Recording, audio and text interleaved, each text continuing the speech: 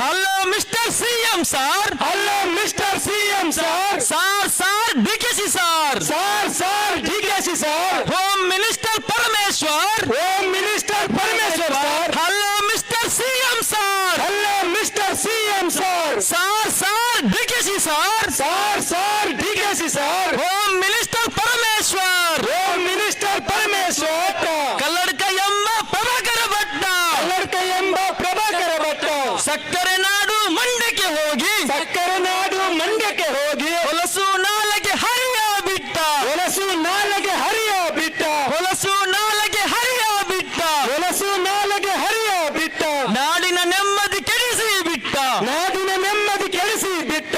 Muslim ಮಹಿಳೆಯ ಹೆಸರನ್ನು ಹೇಳಿ. ಮುಸ್ಲಿಂ ಮಹಿಳೆಯ ಹೆಸರನ್ನು ಹೇಳಿ. ವೇಷ ಭಾಷಣ ಬಗಲಿದಾಗ. ವೇಷ ಭಾಷಣ ಬಗಲಿದಾಗ.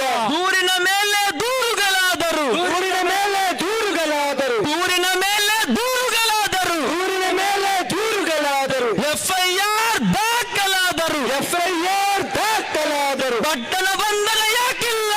ಪಟ್ಟಣ ಬಂಧನ ಯಾಕಿಲ್ಲ. ಪಟ್ಟಣ ಬಂಧನ ಯಾಕಿಲ್ಲ. ಪಟ್ಟಣ ಬಂಧನ ಯಾಕಿಲ್ಲ. ಪಟ್ಟಣ ಮುಟ್ಟಲು ದಮ್ಮಿಲ್ವೇ. ಪಟ್ಟಣ ಮುಟ್ಟಲು ದಮ್ಮಿಲ್ವೇ. ಏನಿದು ನಿಮ್ಮ ಹೇಡಿತನ. ಏನಿದು ನಿಮ್ಮಯ ಹೇಡಿತನ. ಪಟ್ಟಣ ಮುಟ್ಟಲು ದಮ್ಮಿಲ್ವೇ. ಪಟ್ಟಣ ಮುಟ್ಟಲು ದಮ್ಮಿಲ್ವಾ. ಏನಿದು ನಿಮ್ಮ ಹೇಡಿತನ. ಏನಿದು ನಿಮ್ಮ ಹೇಡಿತನ. ಸಹೋದರಿ ನಜ್ಮಾ ತೋರಿದ ಧೈರ್ಯ. ಸಹೋದರಿ ನಜ್ಮಾ ತೋರಿದ ಧೈರ್ಯ. ವಾದವ ಮಾಡಿದ ಬಾಲನ್ ಶೌರ್ಯ. ವಾದವ ಮಾಡಿದ ಬಾಲನ್ ಶೌರ್ಯ. ಸಹೋದರಿ ನಜ್ಮಾ ತೋರಿದ ಧೈರ್ಯ. ಸಹೋದರಿ ನಜ್ಮಾ ತೋರಿದ ಧೈರ್ಯ. ವಾದವ ಮಾಡಿದ ಬಾಲನ್ ಶೌರ್ಯ. ವಾದವ ಮಾಡಿದ ಬಾಲನ್ ಶೌರ್ಯ. ಅಧಿಕಾರ ನಡೆಸುವ ನಿಮಗಿಲ್ವಾ. ಅಧಿಕಾರ ನಡೆಸುವ ನಿಮಗಿಲ್ವಾ. ಅಧಿಕಾರ ನಡೆಸುವ ನಿಮಗಿಲ್ವಾ. ಅಧಿಕಾರ ನಡೆಸುವ ನಿಮಗಿಲ್ವಾ. ಚೀ ಚೀ ತೂ ತೂ. ಚೀ ಚೀ ತೋರುತ್ತು.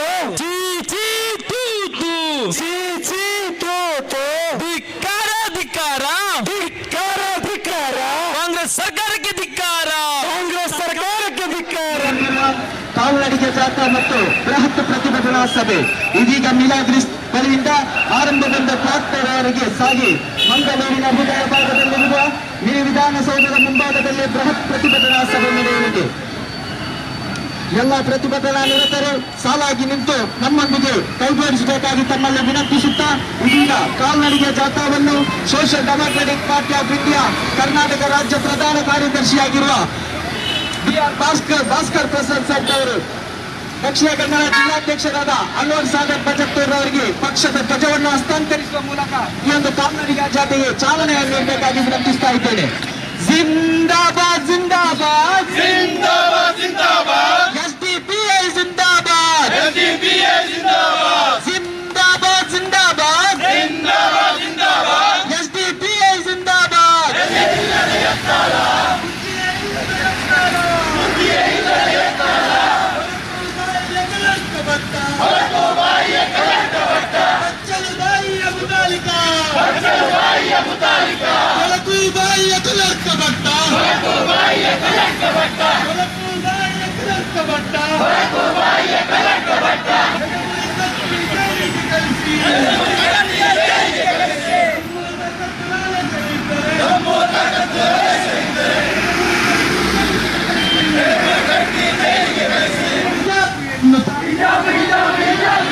ಯೂಟನ್ ಹೊಡೆದೇ ಯೂಟನ್ ಹೊಡೆದೇ ಬಟ್ಟನ ಬಂಧನ ಮಾಡುವೆನೆನ್ನುತ್ತ ಬಟ್ಟನ ಬಂಧನ ಮಾಡುವೆನೆನ್ನುತ್ತ ಕೋಟಲೆ ಇಲ್ಲ ಎಂದ್ರಲ್ಲ.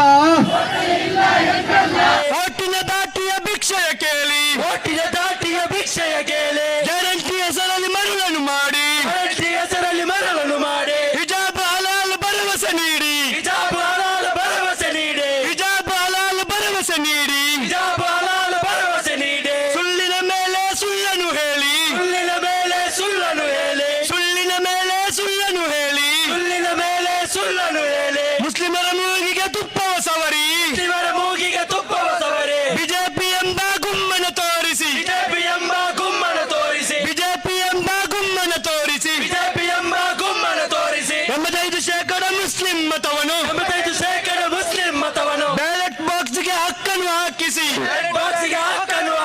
ಅಧಿಕಾರಕ್ಕೇರಿದ ಕಾಂಗ್ರೆಸ್ ಪಕ್ಷ ಅಧಿಕಾರಕ್ಕೇರಿದ ಕಾಂಗ್ರೆಸ್ ಪಕ್ಷ ಅಧಿಕಾರಕ್ಕೇರಿದ ಕಾಂಗ್ರೆಸ್ ಪಕ್ಷ ಅಧಿಕಾರಕ್ಕೇರಿದ ಕಾಂಗ್ರೆಸ್ ಪಕ್ಷ ರಾಗದ್ವೇಷ ಇಲ್ಲ ಎಂದು ರಾಗದೇಶ ಇಲ್ಲ ಎಂದು ತಾರತಮ್ಯ ಮಾಡುವುದಿಲ್ಲ ಎಂದು ತಾರತಮ್ಯ ಮಾಡಲ್ಲ ಎಂದು ಪ್ರಮಾಣ ವಚನ ಮಾಡಿದಿರಲ್ಲ.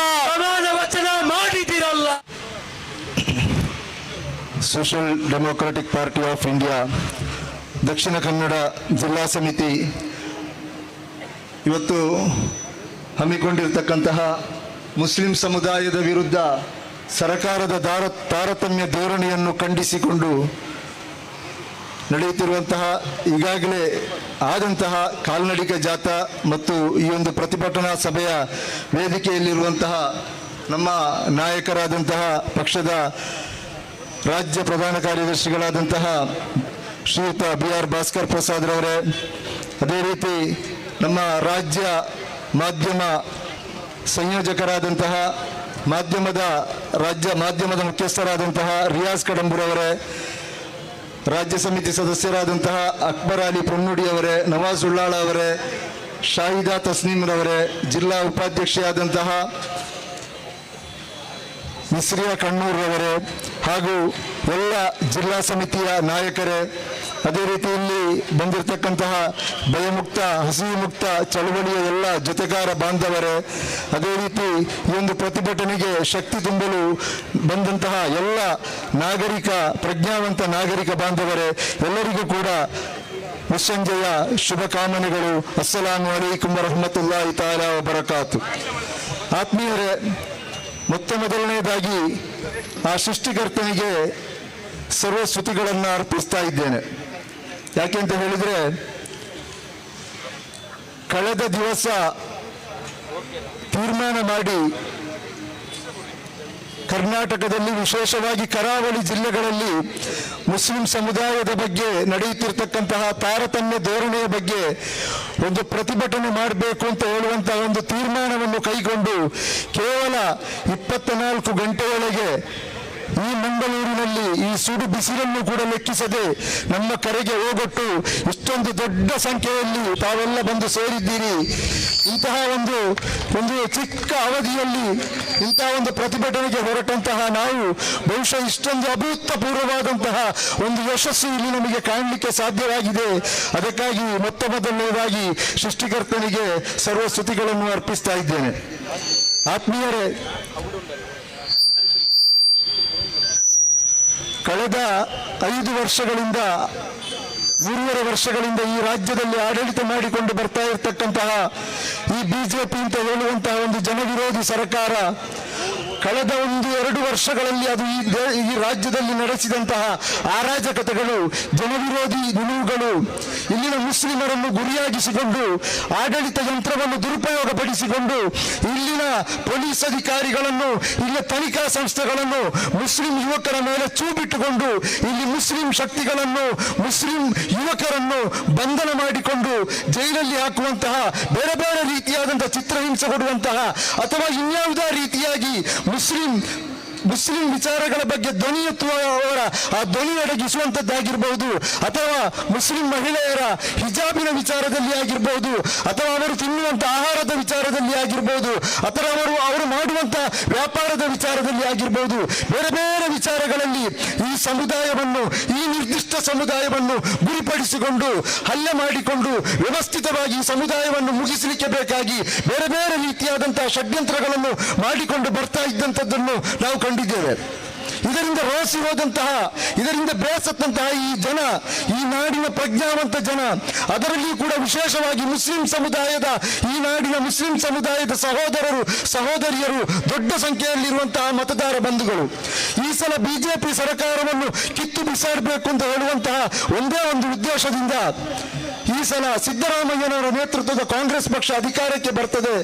ಆದ ಕಾರಣ ನಾವು ಸಿದ್ದರಾಮಯ್ಯನ ಆ ನೇತೃತ್ವದ ಕಾಂಗ್ರೆಸ್ ಪಕ್ಷಕ್ಕೆ ನಮ್ಮ ಮತವನ್ನು ನೀಡ್ತೇವೆ ಅಂತ ಹೇಳಿ ತೀರ್ಮಾನ ಮಾಡಿ ಇಲ್ಲಿ ಚಲಾವಣೆಯಾದಂತಹ ಮುಸ್ಲಿಂ ಮತಗಳಲ್ಲಿ 90% ಮತಗಳನ್ನು ಕೂಡ ಆ ಕಾಂಗ್ರೆಸ್ ಪಕ್ಷಕ್ಕೆ ಇಲ್ಲಿನ ಮುಸ್ಲಿಮರು ಅನಾಯಾಸವಾಗಿ ಒತ್ತಿಬಿಟ್ರು.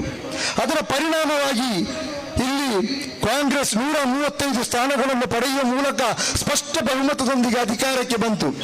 ಆದರೆ ಇಲ್ಲಿ ಜನ ಏನು ನಿರೀಕ್ಷೆಯನ್ನು ಇಟ್ಟುಕೊಂಡಿದ್ರು, ಒಂದು ವೇಳೆ ಕಾಂಗ್ರೆಸ್ ಇಲ್ಲಿ ಅಧಿಕಾರಕ್ಕೆ ಬಂದ್ರೆ ಇಲ್ಲಿ ಬಿಜೆಪಿಯ ಆ ಸಂಘ ಪರಿವಾರದ ಅಟ್ಟಹಾಸಗಳು ಕೊನೆಯಾಗ್ತದೆ, ಬಿಜೆಪಿ ನಡೆಸುವಂತಹ ದಾಳಿಗಳು ಕೊನೆಯಾಗ್ತದೆ, ಬಿಜೆಪಿ ನಡೆಸುವಂತಹ ಸರ್ಕಾರಿ ಪ್ರೇರಿತವಾದಂತಹ ದಾಳಿಗಳಿಗೆ ಒಂದು ತಡೆಯಾಗ್ತದೆ ಅಂತ ಹೇಳುವಂತಹ ಒಂದು ಭರವಸೆಯನ್ನು ಇಟ್ಟುಕೊಂಡಿದ್ರು. ಈಗ ಅಧಿಕಾರಕ್ಕೆ ಬಂದು ಸರಿಸುಮಾರು 7 ತಿಂಗಳು ಕಳೆದು 8ನೇ ತಿಂಗಳು ನಡೀತಾ ಇದೆ. ಯಾವ ಉದ್ದೇಶವನ್ನು ಇಟ್ಕೊಂಡು ಇಲ್ಲಿ ಬಿಜೆಪಿ ಸರ್ಕಾರವನ್ನು ತೊಲಗಿಸಿ ಈ ನಾಡಿನ ಮುಸ್ಲಿಮರು, ಇನ್ನು ದಲಿತರು ಇಲ್ಲಿ ಕಾಂಗ್ರೆಸ್ ಪಕ್ಷವನ್ನು ಕೈ ಹಿಡಿದು ಅಧಿಕಾರಕ್ಕೆ ತಂದ್ರ. ಆದ್ರೆ 8 ತಿಂಗಳಾಗಿ ಇಲ್ಲಿ ಆಡಳಿತ ನಡೆಸ್ತಾ ಇರ್ತಕ್ಕಂತಹ ಕಾಂಗ್ರೆಸ್ ಸರ್ಕಾರ ಬಿಜೆಪಿ ಆಡಳಿತಕ್ಕೂ ತನಗೂ ಯಾವುದೇ ವ್ಯತ್ಯಾಸ ಇಲ್ಲ ಅಂತ ಹೇಳುವಂತಹ ರೀತಿಯಲ್ಲಿ ದಿನನಿತ್ಯವಾಗಿ ಮುಸ್ಲಿಮರ ವಿರುದ್ಧ ಬೇರೆ ಬೇರೆ ರೀತಿಯಾದಂತಹ ಷಡ್ಯಂತ್ರಗಳನ್ನು ಮಾಡಿಕೊಂಡು ಆಡಳಿತ ನಡೆಸ್ತಾ ಇದ್ದಾರೆ. ಇಲ್ಲಿ ಬಿಜೆಪಿಯ ಷಡ್ಯಂತ್ರದ ಭಾಗವಾಗಿ ಆ ಬಿಜೆಪಿಯ ಬೊಮ್ಮಾಯಿ ಸರ್ಕಾರದ ಕೊನೆಯ ಅವಧಿಯಲ್ಲಿ ಮುಸ್ಲಿಮರಿಗೆ ಸಿಕ್ಕಿದಂತಹ ಸಂವಿಧಾನಬದ್ಧವಾದಂತಹ ಹಕ್ಕಾದಂತಹ 2B ಮೀಸಲಾತಿಯನ್ನು ಅವರು ಕಿತ್ತುಕೊಂಡ್ರು. ಆವಾಗ social Democratic Party of India ಸೇರಿದಂತೆ ಈ ನಾಡಿನ ಬಹಳಷ್ಟು ಪ್ರಜ್ಞಾವಂತರು ಮುಸ್ಲಿಂ ಸಂಘಟನೆಗಳಿಂದ ಪ್ರತಿಭಟನೆ ಮಾಡಿತ್ತು. ಆಗ ಕಾಂಗ್ರೆಸ್ ನಮಗೆ ಒಂದು ಮಾತು ಕೊಟ್ಟಿದ್ದು, ನಾವು ಪ್ರತಿಭಟನೆ ಮಾಡುವುದಿಲ್ಲ, ನಾವು ಅಧಿಕಾರಕ್ಕೆ ಬಂದ್ರೆ 2B ಮೀಸಲಾತಿಯನ್ನು ಜಾರಿಗೆ ತರ್ತೇವೆ. ಇದನ್ನು ಕೂಡ ನಂಬಿದ್ರು, ಇದನ್ನು ಕೂಡ ಮುಸಲ್ಮಾನರು ನಂಬಿದ್ರು. ಇಲ್ಲಿ ಏನು ಮುಸ್ಲಿಂ ವ್ಯಾಪಾರಕ್ಕೆ ನಿಷೇಧ ಹಾಕ್ತಾ ಇದ್ದಾರೆ ಅಂತ ಹೇಳಿದ್ರು, ಇದನ್ನು ಕೂಡ ನಾವು ಸರಿಮಾಡ್ತೇವೆ, ಮುಜರಾಯಿ ದೇವಸ್ಥಾನಗಳಲ್ಲಿ ಆ ರೀತಿ ಆಗ್ಲಿಕ್ಕೆ ಬಿಡುವುದಿಲ್ಲ ಅಥವಾ ಬೇರೆ ದೇವಸ್ಥಾನಗಳಲ್ಲಿ ಆಗ್ಲಿಕ್ಕೆ ಬಿಡುವುದಿಲ್ಲ ಅಂತ ಹೇಳುವಂತಹ ಮಾಸ್ ಡೈಲಾಗ್ ಅನ್ನು ಪ್ರಿಯಾಂಕಾ ಖರ್ಗೆ, BK ಹರಿಪ್ರಸಾದ್ ಅಂತ ನಾಯಕರು ಅವರ ಬಾಯಿಯಿಂದ ಹೊರಗೆ ಬರುವಾಗ ಈ ಮುಸ್ಲಿಂ ಸಮುದಾಯ ಇದನ್ನೆಲ್ಲವನ್ನು ಕೂಡ ನಂಬಿಬಿಟ್ರು. ಏನ್ ಮಾಡಿದ್ರು, ಕಾಂಗ್ರೆಸ್ಗೆ ಓಟು ಹಾಕಿದ್ರು, 135 ಸೀಟು ಬಂತು, ಅಧಿಕಾರಕ್ಕೆ ಬಂತು. ಆದ್ರೆ ಇವತ್ತು 8 ತಿಂಗಳಾಗಿ ಕೂಡ ಇವತ್ತು ಕೂಡ ಮುಸ್ಲಿಂ ಸಮುದಾಯ ಬೀದಿಯಲ್ಲೇ ನಿಂತು ಹೋರಾಟ ಮಾಡಬೇಕಾದಂತ ಒಂದು ಪರಿಸ್ಥಿತಿ ಈ ರಾಜ್ಯಕ್ಕೆ ತಂದೊಡ್ಡಿದೆ. ತನ್ನ ತಲೆಗೆ ಶಿರವಸ್ತ್ರವನ್ನು ಉಡುವಂತಹ ಅಧಿಕಾರವನ್ನು ಕೂಡ ಈ ಬಿಜೆಪಿ ಸರ್ಕಾರ ಕಿತ್ತುಕೊಂಡು ನನ್ನ ಸಹೋದರಿಯರು, ಕಾಲೇಜು ವಿದ್ಯಾರ್ಥಿನಿಯರು ಬೀದಿಯಲ್ಲಿ ನಿಂತು ಹೋರಾಟ ಮಾಡಿದರು. ಆಗಲೂ ಕೂಡ ಇಲ್ಲಿ ಕಣ್ಣಿದ್ದು ಕುರುಡರಾದಂತಹ ಕಾಂಗ್ರೆಸ್ ಪಕ್ಷ ಅಧಿಕಾರಕ್ಕೆ ಬಂದು ನಾವು ಅದಕ್ಕೆ ಆ ಶಿರವಸ್ತ್ರವನ್ನು ಜಾರಿಗೆ ತರ್ತೇವೆ ಅಂತ ಹೇಳಿದರು. ಮೊನ್ನೆ ಎಲ್ಲ ಮೈಸೂರಿನಲ್ಲಿ ಮಾತನಾಡ್ತಾ ಮಾನ್ಯ ಮುಖ್ಯಮಂತ್ರಿಗಳಾದ ಸಿದ್ದರಾಮಯ್ಯ ಅವರು ಹೇಳಿದರು, ನಾವು ಹಿಜಾಬ್ ನಿಷೇಧವನ್ನು ಹಿಂಪಡೆಯುತ್ತೇವೆ, ಹಿಜಾಬ್ ಅದವರ ಹಕ್ಕು, ಆ ಕಾರಣ ನಿಷೇಧವನ್ನು ನಾವು ಹಿಂಪಡೆಯುತ್ತೇವೆ, ಹಿಜಾಬ್ ಅನ್ನು ಧರಿಸಲಿಕ್ಕೆ ಯಾವುದೇ ಅಡ್ಡಿಯಾತಂಕಗಳಿಲ್ಲ ಅಂತ. ಕೂಡಲೇ ಯಾವುದೋ ಬಿಜೆಪಿಯ ಕಾಂಚಿ ಪಿಂಚಿಗಳು ಹೇಳಿದ್ರು, ಇಲ್ಲಿ ನೀವು ಹಿಜಾಬ್ ಅನ್ನು ಹಿಂಪಡೆದ್ರೆ ನಾವು ಕೇಸರಿ ಶಾಲೆ ಹಾಕಿಕೊಂಡು ನಮ್ಮ ಮಕ್ಕಳು ಶಾಲೆಗೆ ಹೋಗ್ತಾರೆ ಅಂತ. ಇಷ್ಟು ಕೇಳಿದ್ದು ಇವರ ಧೈರ್ಯ ಎಲ್ಲ ಬಿದ್ದೋಯ್ತು. ಕಾಂಗ್ರೆಸ್ಸಿನ ಸಿದ್ದರಾಮಯ್ಯನವರು ಮರುದಿವಸ ಟರ್ನ್ ಹೊಡೆದು ಬಿಟ್ರು. ನಾನು ಹಾಗೆ ಹೇಳಲೇ ಇಲ್ಲ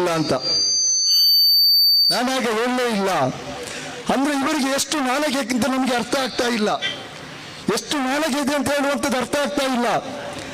ಇಲ್ಲಿ ಈ ಸುಮಾರು 55-60 ಲಕ್ಷ ಮತಗಳು ಮುಸ್ಲಿಂ ಸಮುದಾಯದ ಮತಗಳನ್ನು ಪಡೆದು ಅಧಿಕಾರಕ್ಕೆ ಏರಿದಂತಹ ಕಾಂಗ್ರೆಸ್ ಪಕ್ಷ, ಆ 60 ಲಕ್ಷ ಮತಗಳಲ್ಲಿ ಹೆಚ್ಚು ಕಡಿಮೆ 55% ಮತ ಇರುವಂಥದ್ದು ಮಹಿಳೆಯರ ಮತವಾಗಿದೆ.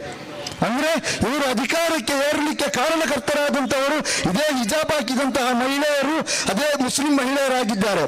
ಆದರೆ ಅದೇ ಮುಸ್ಲಿಂ ಮಹಿಳೆಯರ ಬಗ್ಗೆ ಒಬ್ಬ ಕನ್ನಡಕದ ಕ್ರಿಮಿ ಮೊನ್ನೆ ಮಂಡ್ಯಕ್ಕೆ ಹೋಗಿ ಅತ್ಯಂತ ಅವಹೇಳನಕಾರಿಯಾಗಿ ಮಾತನಾಡುವಾಗ ಆತನನ್ನು ಬಂಧನ ಮಾಡುವಂತ ತಾಕತ್ತು, ದಮ್ಮು, ಎದೆಗಾರಿಕೆ ಕೂಡ ಈ ಸರ್ಕಾರಕ್ಕೆ ಇಲ್ಲದಾಗಿ ಹೋಗಿದೆ. ನಜ್ಮಾ ಅಂತ ಹೇಳುವಂತ ಒಬ್ಬ ಸಹೋದರಿ ಶ್ರೀರಂಗಪಟ್ಟಣದಲ್ಲಿ ಹೋಗಿ FIR ಅನ್ನು ದಾಖಲಿಸ್ತಾರೆ, ಪೊಲೀಸರು ಅಲ್ಲಿ FIR ಅನ್ನು ದಾಖಲಿಸ್ತಾರೆ, ಬಹಳ ಕಠಿಣವಾದಂತಹ ಸೆಕ್ಷನ್ಗಳನ್ನು ಹಾಕ್ತಾರೆ. ಆವಾಗ ಈ ಕನ್ನಡಕ ಪ್ರಭಾಕರ ಭಟ್ರು ವಕೀಲರು ಹೈಕೋರ್ಟಿನಲ್ಲಿ ಒಂದು ಬೇಲಿಗೆ ಒಂದು ಅರ್ಜಿ ಹಾಕ್ತಾರೆ, ಒಂದು ಬೇಲ್ ಕೊಡಬೇಕು ಅಂತ. ಯಾಕೆ ನನ್ನನ್ನು ಅರೆಸ್ಟ್ ಮಾಡ್ತಾರೆ, ಆದ ಕಾರಣ ನನಗೆ ಇದಕ್ಕೆ ಜಾಮೀನು ಕೊಡಬೇಕು ಅಂತ. ಅಲ್ಲಿ ದೂರುದಾರರ ಪರವಾಗಿ, ನಜ್ಮಾರ ಪರವಾಗಿ ನಮ್ಮ ಬಾಲನ್ನಂತ ವಕೀಲರು ಬಹಳ ಅದ್ಭುತವಾಗಿದ್ದಂತಹ ವಾದಗಳನ್ನು ಮಂಡಿಸಿದರು ಹೈಕೋರ್ಟ್ನಲ್ಲಿ. ಅವರು 2-3 ದಿವಸಗಳ ಕಾಲ ರಾತ್ರಿ ಹಗಲು ಕೂತ್ಕೊಂಡು ಹೈಕೋರ್ಟ್ನಲ್ಲಿ ನಡೆದಂತಹ ಬೇರೆ ಬೇರೆ ಜಡ್ಜ್ಮೆಂಟ್ಗಳನ್ನು ಓದಿ ಅದರ ಪ್ರಕಾರ ಬಹಳ ಅದ್ಭುತವಾದಂತಹ ವಾದವನ್ನು ಹೈಕೋರ್ಟ್ನಲ್ಲಿ ಮಂಡಿಸಿದರು.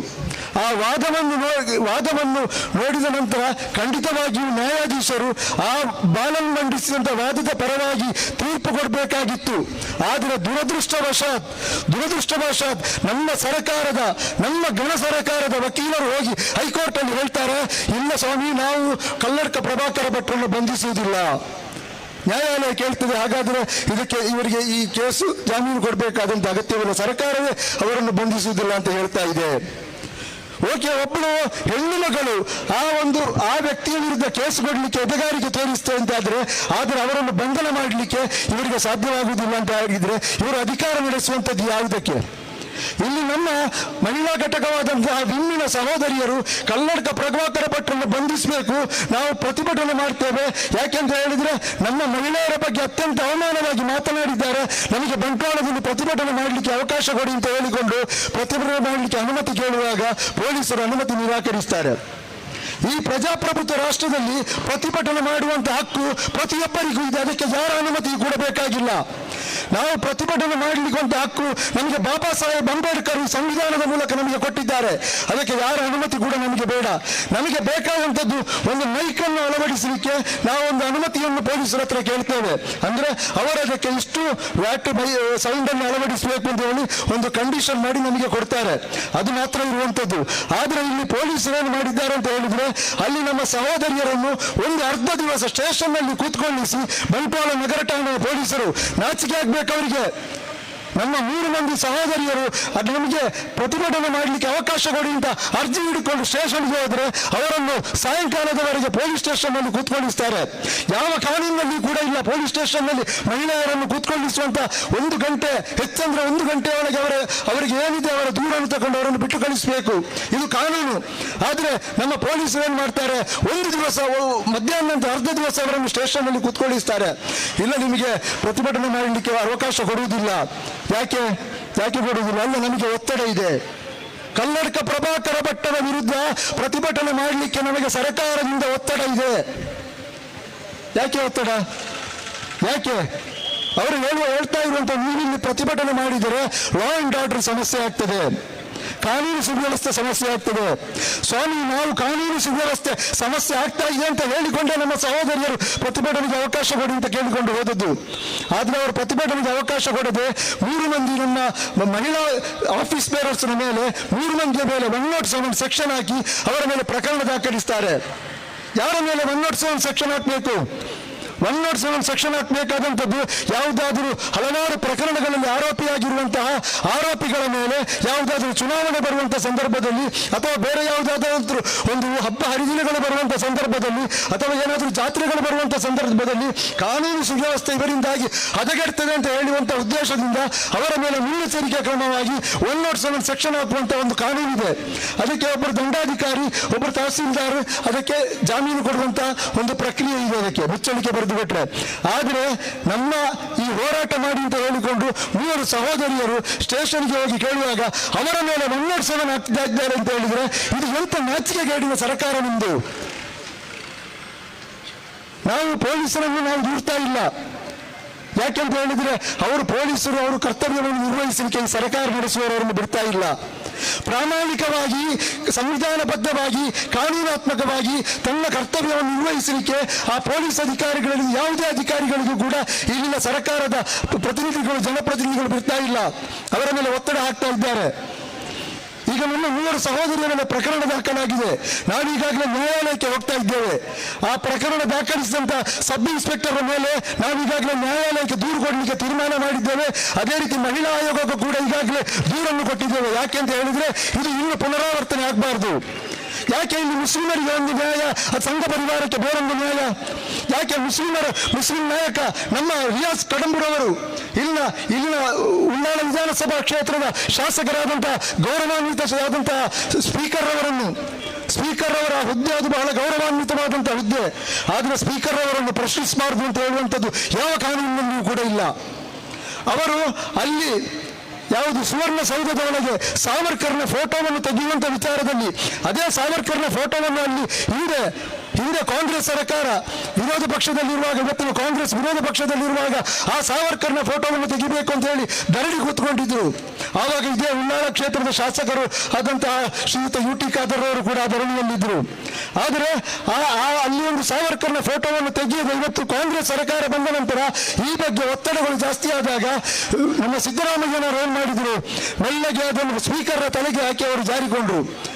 ಸ್ಪೀಕರ್ ಅವರು ಹೇಳಿದ್ರು, ನಾನು ಅದನ್ನು ತೆಗೆಯುವುದಿಲ್ಲ, ನನಗೆ ಅದನ್ನು ತೆಗೀಲಿಕ್ಕೆ ಗೊತ್ತಿಲ್ಲ, ನನಗೆ ಜೋಡಿಸಲಿಕ್ಕೆ ಮಾತ್ರ ಗೊತ್ತಿರುವಂಥದ್ದು. ಏನು ಜೋಡಿಸುವುದು ಸ್ವಾಮಿ, ಏನು ಜೋಡಿಸುವುದು? ಅದನ್ನೇ ಪ್ರಶ್ನೆ ಮಾಡಿದ್ದು ಕಡಂಬು, ರಿಯಾಜ್ ಕಡಂಬು ಅದನ್ನೇ ಸಾಮಾಜಿಕ ಜಾಲತಾಣದಲ್ಲಿ ಪ್ರಶ್ನೆ ಮಾಡಿದ್ದು. ಕೂಡಲೇ ಅವರ ಮೇಲೆ ಸುಮೋಟೋ ಕೇಸು ದಾಖಲಾಗ್ತದೆ, ಒತ್ತಡ ಬರ್ತದೆ. ಪೊಲೀಸ್ ಅಧಿಕಾರಿಗಳನ್ನು ದೂರ್ತಾ ಇಲ್ಲ. ಇದು ಪೊಲೀಸ್ ಅಧಿಕಾರಿಗಳು ಸ್ವಯಂ ಪ್ರೇರಿತವಾಗಿ ಮಾಡುವುದಲ್ಲ. ಪೊಲೀಸ್ ಅಧಿಕಾರಿಗಳು, ಸಿಬ್ಬಂದಿಗಳು ಬಹಳ ಒಳ್ಳೆಯವರು, ಅವರು ಪ್ರಾಮಾಣಿಕವಾಗಿ ಕರ್ತವ್ಯ ನಿರ್ವಹಿಸುವವರು, ಅವರು ನಮಗೆ ರಕ್ಷಣೆ ಕೊಡುವವರು. ಅವರು ಹಾಕಿದಂತಹ ಆ ಯೂನಿಫಾರ್ಮಿನ ಮೇಲೆ ನಮಗೆ ಗೌರವವಿದೆ, ಅಪಾರವಾದಂತಹ ಗೌರವವಿದೆ. ಇಲ್ಲಿ ಪೊಲೀಸರ ಮೇಲೆ ಸಂಘ ಪರಿವಾರದವರು ದಾಳಿ ಮಾಡುವಾಗ ಆ ಪೊಲೀಸರ ಪರವಾಗಿ ಅವರಿಗೆ ನೈತಿಕ ಬೆಂಬಲವನ್ನು ಕೊಟ್ಟು ಅವರ ಪರವಾಗಿ ಹೋರಾಟ ಮಾಡಿದಂಥದ್ದು ನಾವಾಗಿದ್ದೇವೆ. Social Democratic Party of India ಆಗಿದ್ದೇವೆ. ಆದ ಕಾರಣ ನಾವು ಪೊಲೀಸರನ್ನೆಲ್ಲ ದೂರುವಂಥದ್ದು, ಪೊಲೀಸರ ಮೇಲೆ ಒತ್ತಡ ಹೇರುವಂಥ ಈ ಹೀನ ರಾಜಕೀಯ ವ್ಯವಸ್ಥೆಯನ್ನು ನಾವು ದೂರ್ತಾ ಇದ್ದೇವೆ. ಆದ ಕಾರಣ ಇವತ್ತು ಮುಸ್ಲಿಂ ಸಮುದಾಯದ ಸಮಸ್ಯೆಗಳ ಬಗ್ಗೆ ಧ್ವನಿ ಎತ್ತಿಕೊಂಡು ನಾವಿಲ್ಲಿ ಪ್ರತಿಭಟನೆ ಬಂದಿದ್ದೇವೆ. ಕಳೆದ ದಿವಸ ಕೂಡ ನಾವು ಪ್ರತಿಭಟನೆ ಕೇಳುವಾಗ ನಮಗೆ ಅನುಮತಿ ನಿರಾಕರಿಸಿದರು. ನಾವು ಪೊಲೀಸ್ ಅಧಿಕಾರಿಗಳಿಗೆ ಮಾತಿಗೆ ಗೌರವ ಕೊಟ್ಟು ನಾವು ಇಲ್ಲಿ ಪ್ರತಿಭಟನೆಯನ್ನು ಮಾಡಲಿಲ್ಲ. ಆದರೆ ಇವತ್ತು ನಾವು ಅನುಮತಿಯನ್ನು ಪಡೆದುಕೊಂಡು ನಾವು ಇವತ್ತು ಪ್ರತಿಭಟನೆ ಮಾಡಿದೆ. ಇಲ್ಲಿ ಸೇರಿದಂಥ ಈ ಜನಸ್ತವನ್ನು ನೋಡುವಾಗ ನಮಗೆ ಗೊತ್ತಾಗ್ತದೆ ಎಷ್ಟೊಂದು ಆಕ್ರೋಶವಿದೆ ಇಲ್ಲಿನ ಮುಸ್ಲಿಮರ ಬಗ್ಗೆ, ಮುಸ್ಲಿಮರಿಗೆ ಇಲ್ಲಿನ ಸರ್ಕಾರದ ವಿರುದ್ಧ ಎಷ್ಟೊಂದು ಆಕ್ರೋಶವಿದೆ ಅಂತ. ಆದ ಕಾರಣ ನಮ್ಮ ಈ ಮುಸ್ಲಿಂ ಸಮುದಾಯದ ಹತ್ತಿರ ನಮಗೆ ಹೇಳಲಿಕ್ಕೆ ಇರುವಂಥದ್ದು, ನಾವು ವಿವೇಚನೆ ಇರುವಂಥವರು, ನಾವು ಬುದ್ಧಿ ಇರುವಂಥವರು, ನಾವು ಉನ್ನತ ಸಮುದಾಯ. ನಾವು ಕೇವಲ ಚುನಾವಣೆಯ ಸಂದರ್ಭದಲ್ಲಿ ಯಾರದೋ ಮಾತಿಗೆ ಮರುಳಾಗಿ ಅಥವಾ ಗೆದ್ದ ಎತ್ತಿನ ಬಾಲ ಹಿಡಿಯುವುದು ಅಂತ ಹೇಳುವಂತಹ ವ್ಯವಸ್ಥೆಯನ್ನು ಬಿಟ್ಟುಕೊಂಡು ಒಂದು ಪ್ರತಿರೋಧದ ಮೂಲಕ ಒಂದು ರಾಜಕೀಯ ಶಕ್ತಿಯಾಗಿ ಒಂದು ಪ್ರಶ್ನಿಸುವಂತಹ ಶಕ್ತಿ ನಾವು ಆಗಬೇಕು. ನಾವು ಕಳೆದ ಚುನಾವಣೆಯ ಸಂದರ್ಭದಲ್ಲಿಯೂ ಕೂಡ ಈ ರಾಜ್ಯದಲ್ಲಿ ನಾವು ಪರಿಪರಿಯಾಗಿ ಕೇಳಿಕೊಂಡಿದ್ದೆವು, ನೀವು ಕಾಂಗ್ರೆಸ್ ಪಕ್ಷಕ್ಕೆ ಪೂರ್ಣ ಬಹುಮತ ಕೊಡಿ, ನಿಮ್ಗೆ ಏನು ಅಭ್ಯರ್ಥಿ ಇಲ್ಲ, ಏನು ಅದಕ್ಕೆ ಆಕ್ಷೇಪ ಇಲ್ಲ. ಆದರೆ ನನ್ನ ಇಬ್ಬರು ಶಾಸಕರನ್ನು ನೀವು ಕಳಿಸಿ, ಒಂದು ಅಬ್ದುಲ್ ಮಜೀದ್ ರವರನ್ನು, ಒಂದು ಭಾಸ್ಕರ ಪ್ರಸಾದ್ ರವರನ್ನು, ಮತ್ತೊಂದು ಇಲ್ಲಿ ರಿಯಾಜ್ ಕಡಂ ಪರಂಗಿಪೇಟೆ ಅವರನ್ನು, ಈ 3 ಅಭ್ಯರ್ಥಿಗಳನ್ನು ನೀವು ಆಯ್ಕೆ ಮಾಡಿ ಕಳಿಸಿ. ಒಂದು ವೇಳೆ ಅಂದು ಈ ನಾಡಿನ ಜನತೆ ಕಳಿಸಿದ್ರೆ ಇವತ್ತು ನಮಗೆ ಇಲ್ಲಿ ನಿಂತುಕೊಂಡು ಈ ಬಿಸಿಲಲ್ಲಿ ನಿಂತುಕೊಂಡು ಇದನ್ನು ಪ್ರಶ್ನೆ ಮಾಡಬೇಕಾದಂತ ಅಗತ್ಯ ಬರ್ತಾ ಇರಲಿಲ್ಲ. ನಮ್ಮ ಈ ನಾಯಕರು ವಿಧಾನಸೌಧದ ಒಳಗೆ ಕೂತ್ಕೊಂಡು ಯಾರ ಮುಖಕ್ಕೆ ಬೆರಳು ತೋರಿಸಬೇಕಾ ಆ ಮುಖಕ್ಕೆ ಬೆರಳು ತೋರಿಸಿಕೊಂಡು ಯಾವುದೇ ಮುಲಾಜಿಲ್ಲದೆ ಈ ಪ್ರಶ್ನೆ ಕೇಳ್ತಾ ಇದ್ರು. ಇವತ್ತು ಕನ್ನಡಕ ಪ್ರಭಾಕರ ಭಟ್ಟ ಪರಪ್ಪನ ಅಗ್ರಹಾರದಲ್ಲಿ ರಾಗಿ ಮುದ್ದೆ ತಿನ್ನುವಂತ ಒಂದು ಪರಿಸ್ಥಿತಿ ಬರ್ತಾ ಇತ್ತು. ಅದಕ್ಕೆ ನೀವು ಅವಕಾಶ ಮಾಡಿ ಕೊಡಲಿಲ್ಲ. ಆದ ಕಾರಣ ಇನ್ನೂ ಕೂಡ ಚಿಂತಿಸಬೇಕು.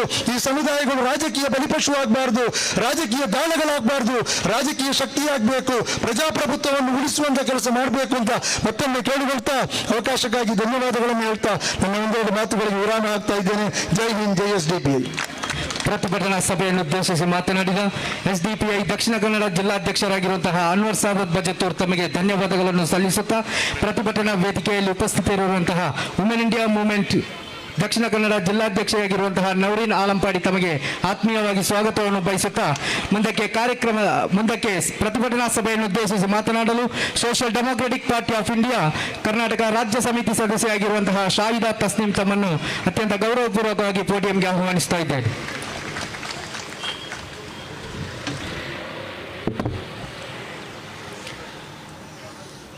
ಸರ್ವರಿಗೂ ಈ ಶುಭ ದಿನದ ಶುಭಕಾಮನೆಗಳು. ಮುಸ್ಲಿಮರ ವಿರುದ್ಧ ಸರ್ಕಾರ ನಡೆಸ್ತಾ ಇರುವಂತಹ ನಡೆಯನ್ನು ಖಂಡಿಸಿ ಇಂದಿಲ್ಲಿ SDPI ಕರೆ ನೀಡಿದಂತಹ ಪ್ರತಿಭಟನೆಗೆ ಸೇರಿದ ತಮ್ಮೆಲ್ಲರನ್ನೂ ಅಭಿನಂದಿಸುತ್ತಾ, ಚುನಾವಣಾ ಸಂದರ್ಭ ಹತ್ತಿರ ಬರುವಾಗ ಮುಸ್ಲಿಂ ಸಮುದಾಯ BJPಗೆ ಅಥವಾ ಇತರ ರಾಜಕೀಯ ಪಕ್ಷಗಳಿಗೆ ಒಂದು ಚಿನ್ನದ ಮೊಟ್ಟೆ ಇಡುವ ಕೋಳಿಯ ಥರ ಕಾಣಿಸಲಿಕ್ಕೆ ಸ್ಟಾರ್ಟ್ ಆಗ್ತದೆ. ಅವರ ಪರ ವಿರುದ್ಧ ಹೇಳಿಕೆಗಳನ್ನು ನೀಡ್ತಾ ತಮ್ಮ ಚುನಾವಣೆಯನ್ನು ಭದ್ರಪಡಿಸುವಂತಹ ಒಂದು ಒಳ್ಳೆಯ ಚಿನ್ನದ ಮೊಟ್ಟೆ ಇಡುವ ಕೋಳಿ ಅಂತ ಅವರು ಭಾವಿಸ್ತಾರೆ. ಆದ್ದರಿಂದ ಇಂತಹ ಹೇಳಿಕೆಗಳು, ಇಂತಹ ವಿವಿಧ ಪರ ಮತ್ತು ವಿರೋಧ ಹೇಳಿಕೆಗಳು ಬರ್ತಾ ಇರ್ತದೆ. ಆದ್ದರಿಂದಲೇ ನೋಡಿ, ನಮ್ಮ ಮುಖ್ಯಮಂತ್ರಿಯವರು ಹಿಜಾಬ್ ತೆಗಿಸ್ತೇನೆ ಅಂತ ಆದೇಶ ಕೊಟ್ಟಿದ್ದೇನೆ ಅಂತ ಹೇಳ್ತಾ ಇರುವಂಥದ್ದು. ಈಗ ಮಂಡ್ಯದಲ್ಲಿ ಪ್ರಭಾಕರ್ ಭಟ್ ಹೇಳಿದಂತಹ ಅತ್ಯಂತ ನೀಚ ಹೇಳಿಕೆ, ಖಂಡಿತವಾಗಿಯೂ ಆತನ ಮನೆಯ ಸಂಸ್ಕೃತಿಯನ್ನು ನನಗೆ ಅವನು ಉಗುಳಿದ್ದಾನೆ. ಆ ಸಂಸ್ಕೃತಿ ಬಟಾಬಯಲು ಮಾಡಿದ್ದಾರೆ. ಅವರ ಮನೆಯ ಸಂಸ್ಕೃತಿ ಅದು, ಅವನ ಸಂಸ್ಕೃತಿ ಅದು, ಅದನ್ನು ಅವನು ಉಗುಳಿದ್ದಾನೆ. ಆ ಉಗುಳಿದ ಕಾರಣದಿಂದಾಗಿ ನಾನು ಬಹಳ ಹೆಮ್ಮೆಯಿಂದ ಹೇಳಬಲ್ಲೆ, ಮುಸ್ಲಿಂ ಮಹಿಳೆಯರ ಮಾನ ಖಂಡಿತವಾಗಿಯೂ ಹರಾಜಾಗುವುದಿಲ್ಲ. ಇನ್ನಷ್ಟು ನಮಗೆ ಘನತೆ ಬರ್ತದೆ ಹೊರತು ಇವರ ತುಚ್ಛವಾದ ನೀಚ ಹೇಳಿಕೆಗಳಿಂದ ನಮ್ಮ ಮಾನ ಹರಾಜಾಗಿಲ್ಲ. ಬದಲಾಗಿ ಅವರ ಮನೆಯ ಸಂಸ್ಕೃತಿಯನ್ನು ಅವರು ಹೊರಗೆ ಉಗುಳಿದ್ದಾನೆ. ಆ ಉಗುಳಿದ ಉಗುಳು ಮೇಲೆ ನೋಡಿ ಉಗುಳಿದ್ದು ಅದು ಅವನ ಮುಖಕ್ಕೆ ಬಿತ್ತು ಬಿಟ್ಟಿದೆ. ಆದ್ರಿಂದ ಪುನಃ ಮುಖದಲ್ಲೂ ಉಗುಳಾಗಿದೆ. ಅವನ ಚರಿತ್ರೆ ಎಲ್ಲ ಇಡೀ ಜನರಿಗೆ ಪುನಃ ತೆರೆದು ಬಿಟ್ಟಿದ್ದಾನೆ. ಅವನ ಏನೆಲ್ಲ ಚರಿತ್ರೆ ಇದೆಯೋ, 70ರ ದಶಕದಿಂದ ತೊಡಗಿ ಏನೆಲ್ಲ ಚರಿತ್ರೆ, ಏನೆಲ್ಲ ಕ್ರಿಮಿನಲ್ ಹಿಸ್ಟ್ರಿ ಇದೆಯೋ ಅದೆಲ್ಲವೂ ಪುನಃ ಪುಟ ತೆರೆದುಕೊಂಡಿದೆ ಅಂತ ನಾನು ಹೇಳಲಿಕ್ಕೆ ಬಯಸ್ತಾ ಇದ್ದೇನೆ. ಆ ಮಂಡ್ಯದಲ್ಲಿ ಇತ್ತೀಚೆಗೆ ನಡೆದಂತಹ ಒಂದು ದೊಡ್ಡ ಘಟನೆ ಏನಂದರೆ ಹೆಣ್ಣು ಭ್ರೂಣ ಹತ್ಯೆಗೆ ಸಂಬಂಧಪಟ್ಟಂತೆ ಅಲ್ಲಿ ದೊಡ್ಡ ಒಂದು ಭ್ರಷ್ಟಾಚಾರವನ್ನೇ ಬಯಲಿಗೆ ಬಂತು. ಅದರ ಬಗ್ಗೆ ತುಟಿ ಬಿಡಕ್ಕೆನ್ನದ ಈ ಪ್ರಭಾಕರ್ ಭಟ್ ಮುಸ್ಲಿಂ ಮಹಿಳೆಯರ ಬಗ್ಗೆ ತುಚ್ಛವಾದ ಹೇಳಿಕೆಗಳನ್ನು ಕೊಡ್ತಾನೆ. ಪಾರ್ಲಿಮೆಂಟಲ್ಲಿ ಇದೇ ಆಡಳಿತ ಪಕ್ಷದ ಮಂತ್ರಿಗಳು ಏನು ಹೇಳ್ತಾ ಇದ್ದಾರೆ ಅಂದರೆ 2019ರಲ್ಲಿ 3 ಲಕ್ಷಕ್ಕೂ ಹೆಚ್ಚು ಮಹಿಳೆಯರು ಕಾಣೆಯಾಗಿದ್ದಾರೆ.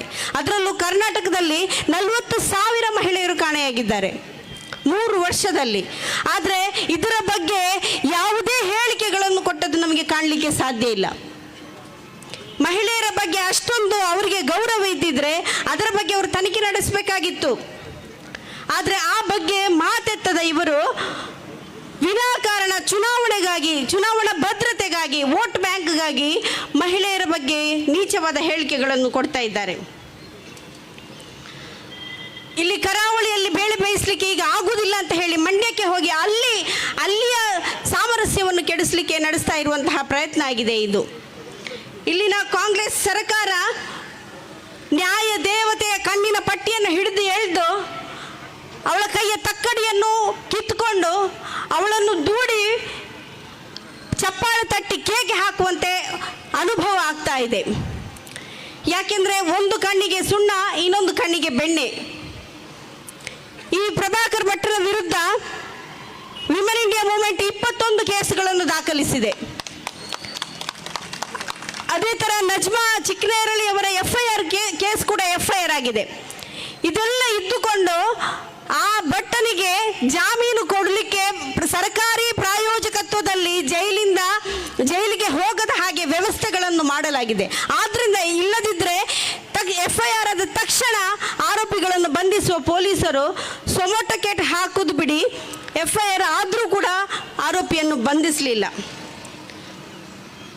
ಕೊನೆಗೆ ಯಾವುದೇ ಮುಜುಗರ ಇಲ್ಲದೆ ನಾವು ಅವರನ್ನು ಬಂಧಿಸುವುದಿಲ್ಲ ಎಂದು ಕೂಡ ಹೇಳ್ತಾರೆ. ಇದು ಮಾತ್ರ ಅಲ್ಲ, 2B ರಿಸರ್ವೇಷನ್ ನಮ್ಮ ಮುಸ್ಲಿಂ ಸಮುದಾಯದವರು 4% ಜನ ಎಲ್ಲ ದೊಡ್ಡ ದೊಡ್ಡ ಡಾಕ್ಟರ್ಗಳು ಇಂಜಿನಿಯರ್ಗಳಾಗಲಿಕ್ಕಿರುವಂತಹ ಚಾನ್ಸಸ್ ಇದ್ದದನ್ನು ತಡೆದುಕೊಂಡು ಈ ಸರ್ಕಾರ ಬರೀ ಆಮಿಷಗಳನ್ನು ತೋರಿಸಿ ನಾವು 2B ರಿಸರ್ವೇಷನ್ ಪುನಃಸ್ಥಾಪಿಸ್ತೇವೆ ಅಂತ ಹೇಳಿ ಮೂಗಿಗೆ ತುಪ್ಪ ಸವರುವಂತಹ ಕೆಲಸಗಳನ್ನು ಮಾಡ್ತಾ ಇದ್ದಾರೆ. ಹಿಜಾಬ್ ವಿಷಯದಲ್ಲೂ ಕೂಡ ಹಾಗೆ. ನಮಗೆ ಇಲ್ಲಿ ಗ್ಯಾರಂಟಿಗಳನ್ನು ಮಹಿಳೆಯರಿಗೆ, ವಿಶೇಷವಾಗಿ ಮಹಿಳೆಯರನ್ನು ಸೆಳೆಯುವುದಕ್ಕೋಸ್ಕರ ಗ್ಯಾರಂಟಿಗಳನ್ನು ನೀಡಲಾಗಿದೆ. ಈ ಗ್ಯಾರಂಟಿಗಳಿಂದ ಬರುವ ಜುಜುಬಿ ಹಣಕ್ಕೆ ನಾವು ಯಾರೊಂದಿಗೂ ಕೂಡ ಕೇಳಲಿಲ್ಲ, ಯಾರಿಂದಿಗೂ ಕೂಡ ನಾವು ನಮಗೆ ಬೇಕು ಅಂತ ಕೇಳಲಿಲ್ಲ. ನಮಗೆ ನಿಜವಾಗಿಯೂ ಬೇಕಾಗಿರುವುದು 2B ರಿಸರ್ವೇಷನ್. ನೀವು 8%ಗೆ ಏರಿಸಿ ನಮ್ಮ ರಿಸರ್ವೇಷನ್ ನಮಗೆ ಕೊಡಿ. ಅದನ್ನು ನೀವು ಕಿತ್ತುಕೊಂಡು ಕೊಡ್ತೇವೆ ಅಂತ ಹೇಳಿ ನಮ್ಮ ಮೂಗಿಗೆ ತುಪ್ಪ ಸವರುವುದು ಬೇಡ, ನಮ್ಮನ್ನು ವೋಟ್ ಬ್ಯಾಂಕ್ ಆಗಿ ಮಾಡುವುದು ಬೇಡ. ನಮಗೆ 2B ರಿಸರ್ವೇಷನ್ 8% ಮಾಡಿ ನೀವು ನಮಗೆ ಕೊಡಬೇಕು. ಅದು ನಮ್ಮ ಬೇಡಿಕೆ. ಅದನ್ನು ನೀವು ನಮಗೆ ಮರಳಿಸಬೇಕು. ನಮಗೆ ಹಿಜಾಬ್ ಹಾಕ್ಕೊಂಡು ಶಾಲಾ ಕಾಲೇಜುಗಳಿಗೆ ಹೋಗಲಿಕ್ಕೆ ಅವಕಾಶಗಳನ್ನು ಕೊಡಬೇಕು. ನಮ್ಮ ಜೀವನದ ಬೆಳಕನ್ನು ನಂದಿಸಿ ನೀವು ಕರೆಂಟ್ ನಮಗೆ ಫ್ರೀ ಕೊಡೋದು ಬೇಡ. ನಮ್ಮ ಜೀವನದ ಬೆಳಕನ್ನು ಬೆಳಗಿಸಲಿಕ್ಕೆ ಅವಕಾಶವನ್ನು ಕೊಡಿ. ನಮ್ಮ ಎಷ್ಟು ಯುವತಿಯರು, ಎಷ್ಟು ವಿದ್ಯಾರ್ಥಿನಿಯರು ಜೀವನ ಇದ್ದಾರೆ. ಅವರ ಜೀವನದ ಬೆಳಕನ್ನು ನೀವು ಬೆಳಗಿಸಲಿಕ್ಕೆ ಅವಕಾಶವನ್ನು ಕೊಡಿ. ಅದು ನಾವು ಬೇಡಿಕೆ ಇಟ್ಟಿರುವಂತಹದ್ದು. ಈ ಜುಜುಬಿ ನಮ್ಮ ವಿದ್ಯುತ್ತನ್ನಲ್ಲ. ಇದೀಗ ನಿಮ್ಮ ಮುಖವಾಡ ಜಾತ್ಯತೀತತೆಯ ಮುಖವಾಡ ಪುನಃ ಕಳಿಸಿ ಬಿದ್ದಿದೆ. ನೀವು ಮೃದ ಹಿಂದುತ್ವ ಧೋರಣೆ ಅನುಸರಿಸ್ತಾ ಇದ್ದೀರಿ ಎಂಬುದು ಪುನಃ ಬಟ್ಟ ಬಯಲಾಗಿದೆ. ನಾವು ಬಿಜೆಪಿ ಸರ್ಕಾರ ಇದ್ದಾಗಲೂ ಕೂಡ ಬೀದಿಯಲ್ಲಿದ್ದೆವು. ಈಗ ಜಾತ್ಯತೀತ ಅಥವಾ ಸಂವಿಧಾನಿಕ ಸರ್ಕಾರ ಇದೆ ಅಂತ ಖರ್ಗೆ ಅವರು ಹೇಳಿಕೆ ಕೊಡ್ತಾ ಇದ್ದಾರೆ. ಈ ಸಂದರ್ಭದಲ್ಲೂ ಕೂಡ ನಾವು ಬೀದಿಯಲ್ಲೇ ಇದ್ದೇವೆ. ಇದರ ನಡುವೆ ಏನು ವ್ಯತ್ಯಾಸ ಇದೆ? ಖಂಡಿತವಾಗಿ ವ್ಯತ್ಯಾಸ ಇಲ್ಲ. ನಾವು ಕಲ್ಲಡ್ಕ ಪ್ರಭಾಕರ್ ಭಟ್ಟನ ವಿರುದ್ಧ ಪ್ರತಿಭಟನೆ ಮಾಡಬೇಕು ಅಂತ ಪೊಲೀಸ್ ಸ್ಟೇಷನ್ಗೆ ಹೋಗಿದ್ರೆ ಅಲ್ಲಿ ನಮ್ಮನ್ನು ಸತಾಯಿಸಿಕೊಂಡು ಜಿಲ್ಲಾಧ್ಯಕ್ಷರು ಒಳಗೊಂಡಂತೆ ಆಫೀಸ್ ಬೇರರ್ಸ್ ಮೇಲೆ 107 ಕೇಸ್ ಹಾಕ್ತಾರೆ.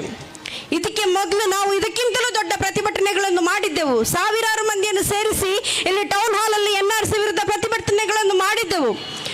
ಒಂದೇ ಒಂದು ಅಹಿತಕರ ಘಟನೆ ನಡೆಯಲಿಲ್ಲ.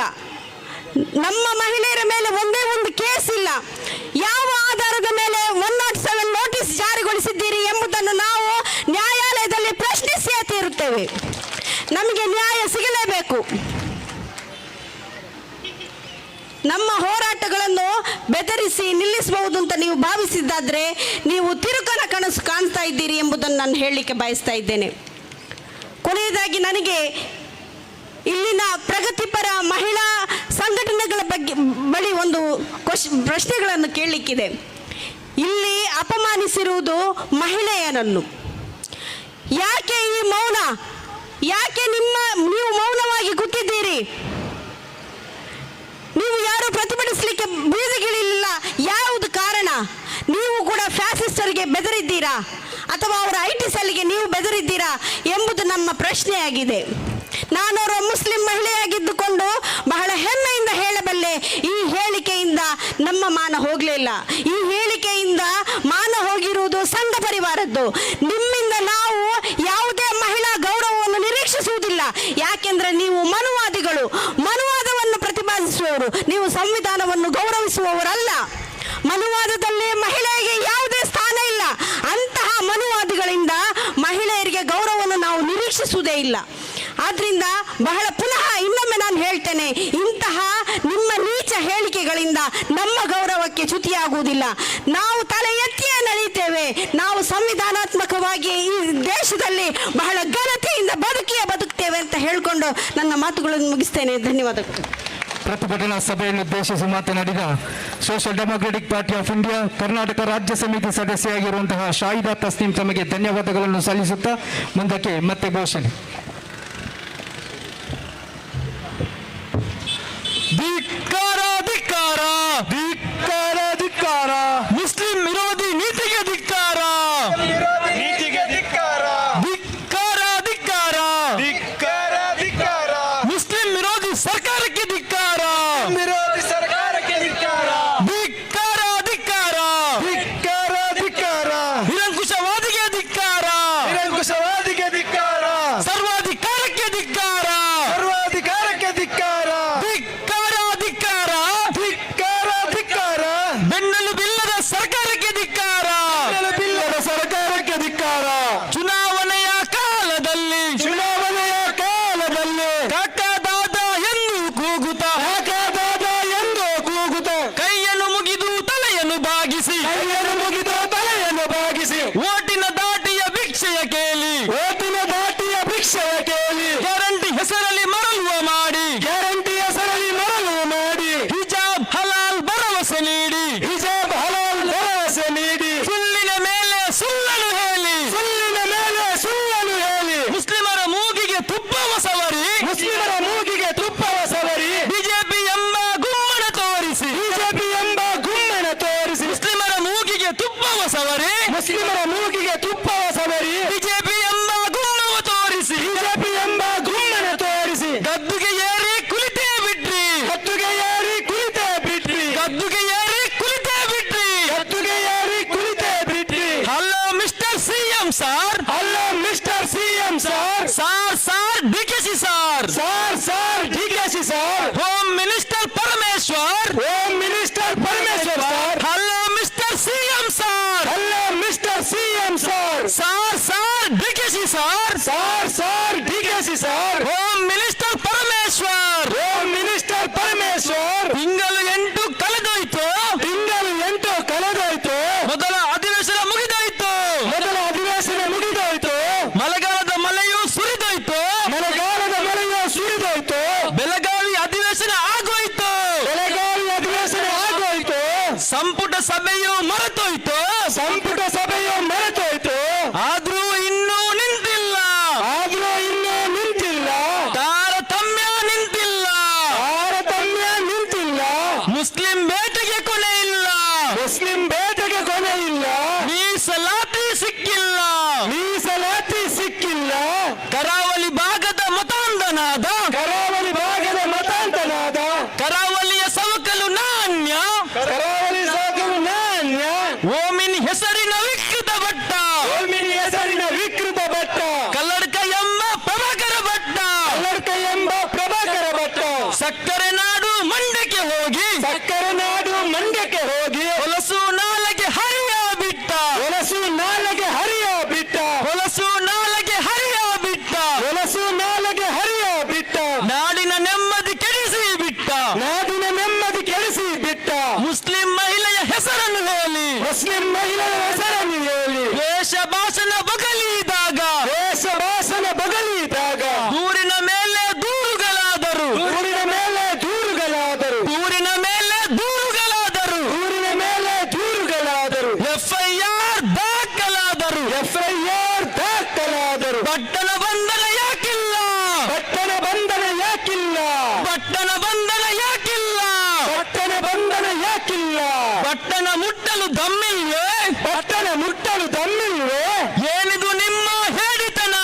ಏನಿದು ನಿಮ್ಮಯ ಹೇಡಿತನ, ಪಟ್ಟಣ ಮುಟ್ಟಲು ದಮ್ಮಿಲ್ವೇ, ಪಟ್ಟಣ ಮುಟ್ಟಲು ದಮ್ಮಿಲ್ವಾ, ಏನಿದು ನಿಮ್ಮ ಹೇಡಿತನ, ಏನಿದು ನಿಮ್ಮ ಹೇಡಿತನ, ಸಹೋದರಿ ನಜ್ಮಾ ತೋರಿದ ಧೈರ್ಯ, ಸಹೋದರಿ ನಜ್ಮಾ ತೋರಿದ ಧೈರ್ಯ, ವಾದವ ಮಾಡಿದ ಬಾಲನ್ ಶೌರ್ಯ, ವಾದವ ಮಾಡಿದ ಬಾಲನ್ ಶೌರ್ಯ, ಸಹೋದರಿ ನಜ್ಮಾ ತೋರಿದ ಧೈರ್ಯ, ಸಹೋದರಿ ನಜ್ಮಾ ತೋರಿದ ಧೈರ್ಯ, ವಾದವ ಮಾಡಿದ ಬಾಲನ್ ಶೌರ್ಯ, ವಾದವ ಮಾಡಿದ ಬಾಲನ್ ಶೌರ್ಯ, ಅಧಿಕಾರ ನಡೆಸುವ ನಿಮಗಿಲ್ವಾ, ಅಧಿಕಾರ ನಡೆಸುವ ನಿಮಗಿಲ್ವಾ, ಅಧಿಕಾರ ನಡೆಸುವ ನಿಮಗಿಲ್ವಾ, ಅಧಿಕಾರ ನಡೆಸುವ ನಿಮಗಿಲ್ವಾ, ಚೀ ಚೀ ತೂ ತೂ, ಚೀ ಚೀ ತೋರುತ್ತು, ಚೀ ಚೀ ತೂ ತೂ, ಚೀ ಚೀ ತೋತು, ಧಿಕ್ಕಾರ ಧಿಕ್ಕಾರ, ಧಿಕ್ಕಾರ ಧಿಕ್ಕಾರ, ಕಾಂಗ್ರೆಸ್ ಸರ್ಕಾರಕ್ಕೆ ಧಿಕ್ಕಾರ, ಕಾಂಗ್ರೆಸ್ ಸರ್ಕಾರಕ್ಕೆ ಧಿಕ್ಕಾರ.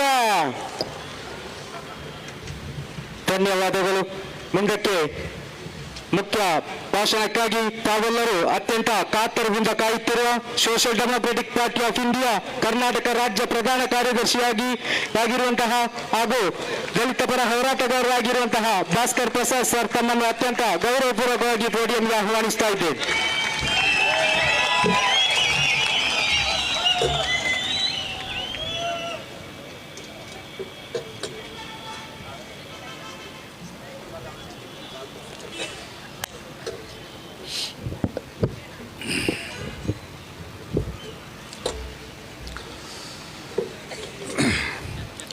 ವೇದಿಕೆ ಮೇಲೆ ಆಸೀನರಾಗಿರುವಂತಹ Social Democratic Party of India ಮತ್ತು ವಿಮ್ನ ಎಲ್ಲ ನನ್ನ ಗೌರವಾನ್ವಿತ ನಾಯಕರೇ ಮತ್ತು ಈ ಪ್ರತಿಭಟನೆಯಲ್ಲಿ ಭಾಗವಹಿಸಿರುವಂತಹ ಎಲ್ಲ ನನ್ನ ಆತ್ಮೀಯ ಒಡನಾಡಿಗಳೇ, ಸೋಷಿಯಲ್ ಡೆಮೊಕ್ರೆಟಿಕ್ ಪಾರ್ಟಿ ಆಫ್ ಇಂಡಿಯಾದ ಎಲ್ಲ ಪದಾಧಿಕಾರಿಗಳೇ, ನಿಮ್ಮೆಲ್ಲರಿಗೂ ಜೈ ಭೀಮ್. ಸ್ನೇಹಿತರೆ, ಕಳೆದ 1 ವರ್ಷಗಳಲ್ಲಿ ಇದೇ ಜಾಗದಲ್ಲಿ ಸಾಕಷ್ಟು ಪ್ರತಿಭಟನೆಗಳಾಗಿದ್ದಾವೆ. ಆ ಪ್ರತಿಭಟನೆಗಳೆಲ್ಲದರಲ್ಲೂ ಕೂಡ ಬಹುತೇಕ ನಾನು ಬಂದಿದ್ದೀನಿ. ಆಗ BJPಯ ವಿರುದ್ಧವಾಗಿ ನಾವು ಮಾತಾಡ್ತಾ ಇದ್ವಿ. ಯಡಿಯೂರಪ್ಪನ ವಿರುದ್ಧ, ಬೊಮ್ಮಾಯಿ ವಿರುದ್ಧ, CT ರವಿ ವಿರುದ್ಧ, ನಳಿನ್ ಕುಮಾರ್ ಕಟೀಲ್ ವಿರುದ್ಧ, ಇನ್ನು ಯಾರ್ಯಾರು ಇದಾರಲ್ಲ ಹುಳಗಳು BJPಯಲ್ಲಿ, ಅವ್ರ ವಿರುದ್ಧ ನಾವು ಮಾತಾಡ್ತಾ ಇದ್ವಿ ಈ ಜಾಗದಲ್ಲಿ ನಿಂತು. ಪರಿಸ್ಥಿತಿ ಏನು ಬದಲಾಗಿಲ್ಲ. ಈಗ ಇದೇ ಜಾಗದಲ್ಲಿ ನಿಂತಿದ್ದೀವಿ, ಅದೇ ಆಕ್ರೋಶವನ್ನೇ ವ್ಯಕ್ತಪಡಿಸ್ತಾ ಇದ್ದೀವಿ, ಅದೇ ನೋವನ್ನೇ ಹೇಳ್ಕೊತಾ ಇದ್ದೀವಿ. ನಮ್ಗಾಗ್ತಾ ಇರೋ ಅನ್ಯಾಯದ ಅದೇ ಪುನರಾವರ್ತನೆ ಇಲ್ಲಾಗ್ತಾ ಇದೆ. ಆದ್ರೆ ನಾವು ಯಾರನ್ನ ದೂಷಣೆ ಮಾಡ್ತಾ ಇದೀವಲ್ಲ, ಆ ವ್ಯಕ್ತಿಗಳು ಮಾತ್ರ ಬದಲಾಗಿದ್ದಾರೆ. ಬೊಮ್ಮಾಯಿ ಜಾಗಕ್ಕೆ ಸಿದ್ದರಾಮಯ್ಯ ಬಂದಿದ್ದಾರೆ, ಹೌದಲ್ಲ? ಯಡಿಯೂರಪ್ಪನ ಜಾಗಕ್ಕೆ ಡಿ ಕೆ ಶಿವಕುಮಾರ್ ಬಂದಿದ್ದಾರೆ, ನಳಿನ್ ಕುಮಾರ್ ಕಟೀಲ್ ಜಾಗಕ್ಕೆ UT ಖಾದರ್ ಬಂದಿದ್ದಾರೆ. ಜಾಗ ಬದಲಾಗಿದೆ ಅಷ್ಟೇ, ವ್ಯಕ್ತಿಗಳ ಹೆಸರು ಬದಲಾಗಿದೆ, ಮನಸ್ಥಿತಿ ಬದಲಾಗಲಿಲ್ಲ. ಇದರಿಂದ ನಮ್ಗೆ ಏನು ಅರ್ಥ ಆಗ್ಬೇಕಾಗಿರೋದು ಅಂತಂದ್ರೆ, ಕಾಂಗ್ರೆಸ್ ಮತ್ತೆ ಬಿಜೆಪಿ ಒಂದೇ ತಾಯಿಯ ಮಕ್ಕಳು, ಒಂದು ಘಟಸರ್ಪಕ್ಕೆ ಹುಟ್ಟಿರುವಂತಹ ಎರಡು ತಲೆ ನಾಗರಾವುಗಳು ಇವೆರಡು ಕೂಡ. ಒಂದು ವೇಳೆ ಈಗ ಮಾತಾಡ್ತಾ ಇಲ್ಲಿ ಅನ್ವರ್ ಸಾದತ್ ಅವರು, ನಮ್ಮ ಜಿಲ್ಲಾಧ್ಯಕ್ಷರು ಹೇಳಿದ್ರು, ಭಾಸ್ಕರ್ ಪ್ರಸಾದ್ ಅವ್ರನ್ನ, ಅಬ್ದುಲ್ ಮಾಜಿದ್ ಅವ್ರನ್ನ, ರಿಯಾಜ್ ಫರಂಗಿಪೇಟೆ ಅವ್ರನ್ನ ಗೆಲ್ಲಿಸಿ ಕಳಿಸ್ಬೇಕಿತ್ತು ಅಂತ.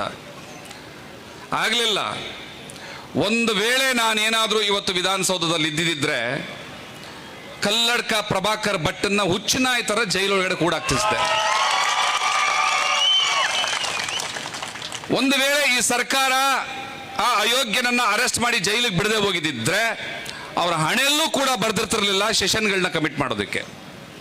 ಅದನ್ನ ತಡೆಯೋ ಶಕ್ತಿ ಖಂಡಿತವಾಗಲೂ ಸೋಷಿಯಲ್ ಡೆಮೊಕ್ರೆಟಿಕ್ ಪಾರ್ಟಿ ಆಫ್ ಇಂಡಿಯಾದ ಒಬ್ಬನ ಕೈಲಾದ್ರೂ ಕೂಡ ಸಾಧ್ಯ ಆಗ್ತದೆ. ಯಾರಾದ್ರೂ ಕೇಳಬಹುದು ಒಬ್ಬನ ಕೈಲಿ ಎಲ್ಲ ಆಗ್ಬಿಡುತ್ತಾ ಅಂತ. ಬಾಬಾ ಸಾಹೇಬ್ರೊಬ್ಬರೇ ಈ ದೇಶದ ಸಂವಿಧಾನ ಬರೆದಿದ್ದು. ಆ ಸೂರ್ಯ ಒಂದೇ ಈ ಇಡೀ ಜಗತ್ತನ್ನು ಬೆಳಗುವಂಥದ್ದು. ಆ ಚಂದ್ರ ಒಬ್ಬನೇ ಪ್ರತಿ ರಾತ್ರಿ ಎಲ್ರಿಗೂ ಕೂಡ ಮುದವನ್ನು ನೀಡುವಂಥದ್ದು. ಸೋಷಿಯಲ್ ಡೆಮೊಕ್ರಾಟಿಕ್ ಪಾರ್ಟಿ ಆಫ್ ಇಂಡಿಯಾದ ಒಬ್ಬ ಸೇನಾನಿ ಸಾಕು ಈ ವ್ಯವಸ್ಥೆ ವಿರುದ್ಧ ನಿಂತ್ಕೊಳ್ಳೋದಕ್ಕೆ. ನಾನು ಕಾಂಗ್ರೆಸ್ ಅಂದ್ರೆ ಸಾಕು ನನ್ನ ಬಂಧು ಬಳಗ, ಅಪ್ಪ ಅಮ್ಮ, ಸರ್ವಸ್ವ ಅಂತ ನಂಬಿರುವಂತಹ ನನ್ನ ಮುಸಲ್ಮಾನ ಬಂಧುಗಳಿಗೆ ಒಂದು ಕಿವಿ ಮಾತು ಹೇಳೋದಕ್ಕೆ ಇಷ್ಟಪಡ್ತೀನಿ. ದೇಶ ಕೋಶಗಳ ತಿಳಿದು ಜಗದ ದುಃಖಗಳ ಅರಿತು, ದೇಶ ಕೋಶಗಳ ತಿಳಿದು ಜಗದ ದುಃಖಗಳ ಅರಿತು, ಕಷ್ಟಕ್ಕೆ ಕಾರಣ ಕಂಡು ಹಿಡಿದ SDP ಆಗಲಿಲ್ಲ ನಿಮಗೆ ಆದರ್ಶ, ಅದಕ್ಕೆ ಇಂದು ತಪ್ಪೇ ಇಲ್ಲ ಸಂಘರ್ಷ. SDP ಆಗಲಿಲ್ಲ ನಿಮಗೆ ಆದರ್ಶ, ಅದಕ್ಕೆ ಇಂದು ತಪ್ಪೇ ಇಲ್ಲ ಸಂಘರ್ಷ. ದೇಶ ಕೋಶಗಳ ತಿಳಿದು ಜಗದ ದುಃಖಗಳ ಅರಿತು, ಕಷ್ಟಕ್ಕೆ ಕಾರಣ ಕಂಡು ಹಿಡಿದ SDP ಆಗಲಿಲ್ಲ ನಿಮಗೆ ಆದರ್ಶ, ಅದಕ್ಕೆ ಇಂದು ತಪ್ಪೇ ಇಲ್ಲ ಸಂಘರ್ಷ. SDP ಇಲ್ಲಿವರೆಗೂ ಕೂಡ ಹೇಳ್ಕೊಂಡು ಬಂದಂತ ಎಷ್ಟು ಸತ್ಯಗಳು. ಬಿಜೆಪಿಯನ್ನು ನಂಬಬೇಡಿ, ಕಾಂಗ್ರೆಸ್ ಅನ್ನ ನಂಬಬೇಡಿ, RSS ಅನ್ನ ನಂಬಬೇಡಿ. ಈ RSS ಬಿಜೆಪಿ ಮತ್ತೆ ಕಾಂಗ್ರೆಸ್ ಎರಡನ್ನೂ ಕೂಡ ನಿಯಂತ್ರಣ ಮಾಡುತ್ತೆ. RSS ಅನ್ನ ಮಾತನ್ನ ಮೀರಿ ಬೊಮ್ಮಾಯಿ ಹೇಗೆ ನಿರ್ಧಾರಗಳನ್ನ ತಗೊಳ್ಳಲ್ವೋ, ಅದೇ RSS ನ ಕುತಂತ್ರಗಳನ್ನ ಮೀರಿ ಸಿದ್ದರಾಮಯ್ಯ ಕೂಡ ತನ್ನ ನಿರ್ಧಾರಗಳನ್ನ ತಗೊಳಕ್ಕಾಗಲ್ಲ ಅನ್ನೋದು ಸತ್ಯವಾಗಿ ಇವತ್ತು ನಮ್ಮ ಮುಂದೆ ನಿಂತಿದೆ. ಕಲ್ಲಡ್ಕ ಪ್ರಭಾಕರ್ ಭಟ್ ವಿಚಾರಕ್ಕೆ ಸಂಬಂಧಪಟ್ಟಂತೆ ಇವತ್ತು ಪೊಲೀಸ್ನವರು ಚಾರ್ಜ್ ಶೀಟ್ ಹಾಕಿದ್ದಾರೆ ಮಂಡ್ಯದಲ್ಲಿ. ಚಾರ್ಜ್ ಶೀಟ್ ಹಾಕೋದಕ್ಕೆ 90 ದಿವಸಗಳ ಕಾಲಾವಕಾಶ ಇರುತ್ತೆ. ಆ 90 ದಿವಸಗಳಲ್ಲಿ ಸರ್ಕಾರದ ವಕೀಲರು ಕೋರ್ಟ್ ಅಲ್ಲಿ ವಾದ ಮಾಡೋದೇನು ಅಂತಂದ್ರೆ, ಈ ಆರೋಪಿಯನ್ನ ಹೊರಗಡೆ ಬಿಟ್ರೆ ಚಾರ್ಜ್ ಶೀಟ್ ಆಗೋ ಟೈಮ್ನಲ್ಲಿ ಸಾಕ್ಷಿ ನಾಶಗಳನ್ನ ಮಾಡ್ತಾರೆ, ಹಾಗಾಗಿ ಇವರಿಗೆ ಜಾಮೀನನ್ನ ಕೊಡಬಾರ್ದು ಅಂತ ಸರ್ಕಾರದ ವಕೀಲರು ಕೋರ್ಟ್ ಅಲ್ಲಿ ವಾದ ಮಾಡುವಂಥದ್ದು. ಒಂದು ಸಾರಿ ಚಾರ್ಜ್ ಶೀಟ್ ಆಯ್ತು ಅಂತಂದ್ರೆ ಸಾಕ್ಷಿಗಳನ್ನ ನಾಶ ಮಾಡ್ತಾರೆ ಅನ್ನೋ ಮಾತಿಗೆ ಅರ್ಥವೇ ಇರೋದಿಲ್ಲ. ಹಾಗಾಗಿ ಪೊಲೀಸ್ನವ್ರು ನೋಡಿ, ಸರ್ಕಾರದ ಮಾತನ್ನ ಕೇಳಿ, ಸರ್ಕಾರ ಯಾರ ಮಾತು ಕೇಳ್ತಾ ಇದೆ, ಭಟ್ಟನ ಮಾತನ್ನ ಕೇಳಿ ಇಮ್ಮಿಡಿಯೇಟ್ ಆಗಿ ಇಷ್ಟು ಬೇಗ, ಬಹುಶಃ ಇಷ್ಟು ಬೇಗ ಚಾರ್ಜ್ ಶೀಟ್ ಹಾಕೋದ ಪ್ರಕರಣಗಳನ್ನ ತುಂಬಾ ತುಂಬಾ ತುಂಬಾ ಅಪರೂಪ ನಾವು ನೋಡ್ಲಿಲ್ಲ. ಇದೇ ಜಾಗದಲ್ಲಿ ಯಾವ್ದಾದ್ರು SDP-ನವರು, ದಲಿತ ಸಂಘಟನೆಯವರು, ಪ್ರಗತಿಪರ ಸಂಘಟನೆಯವರು ಇದ್ದಿದ್ದಿದ್ರೆ ಚಾರ್ಜ್ ಶೀಟ್ ಹಾಕಕ್ಕೆ 90 ದಿವಸ ಅಲ್ಲ 180 ದಿವಸ ಆದ್ರೂ ಕೂಡ ಟೈಮ್ ತಗೊಂತಾರೆ. ಯಾಕೆ? ಸಾಕ್ಷಿ ನಾಶ ಆಗುತ್ತೆ, ಆರೋಪಿಗೆ ಜಾಮೀನು ಕೊಡಬೇಡಿ ಅಂತ. ಆದರೆ ಇಲ್ಲಿ ನನಗೆ 87 ವರ್ಷ ಆಗಿದೆ, ಹೃದಯ ಸಂಬಂಧಿ ಕಾಯಿಲೆ ಇದೆ, ನೀವು ಹಿಡ್ಕೊಂಡೋಗಿ ಜೈಲಿಗೆ ಬಿಟ್ರೆ ಬಹುಶಃ ನಾನು ಸತ್ತೋಗ್ತೀನಿ, ನನಗೆ ಬೇಲ್ ಕೊಡಿ ಅಂತ ಬೇಡ್ಕೊಂಡಂತ ಒಬ್ಬ ಅಯೋಗ್ಯನ ಕಾಪಾಡೋದಕ್ಕೋಸ್ಕರ ಈ ಸರ್ಕಾರ ಇಷ್ಟು ಬೇಗ ಚಾರ್ಜ್ ಶೀಟ್ ಸಬ್ಮಿಟ್ ಮಾಡ್ತಾ ಇದೆ. ಚಾರ್ಜ್ ಶೀಟ್ ಸಬ್ಮಿಟ್ ಮಾಡಿದ್ಮೇಲೆ ಲಾಯರ್ ಹೇಳ್ತಾರೆ ಸಾಕ್ಷಿ ನಾಶ ಮಾಡ್ಬಿಡ್ತಾರೆ, ಹಾಗಾಗಿ ಇವ್ರಿಗೆ ಜಾಮೀನು ಕೊಡಬೇಡಿ ಅಂತ. ಸಾಕ್ಷಿ ನಾಶ ಮಾಡೋದ್ರಲ್ಲಿ ಬಂದು ಚಾರ್ಜ್ ಶೀಟ್ ಸಬ್ಮಿಟ್ ಆಗಿದೆಯಲ್ಲ ಅಂತ ಆ ಬೇಲನ್ನು ಕಂಟಿನ್ಯೂ ಮಾಡ್ತಾರೆ. ಈಗ ನೀವು ಹೇಳಿ, ಹಾಗಾದ್ರೆ ಕಾಂಗ್ರೆಸ್ ಸರ್ಕಾರ ಯಾರ ಪರವಾಗಿದೆ?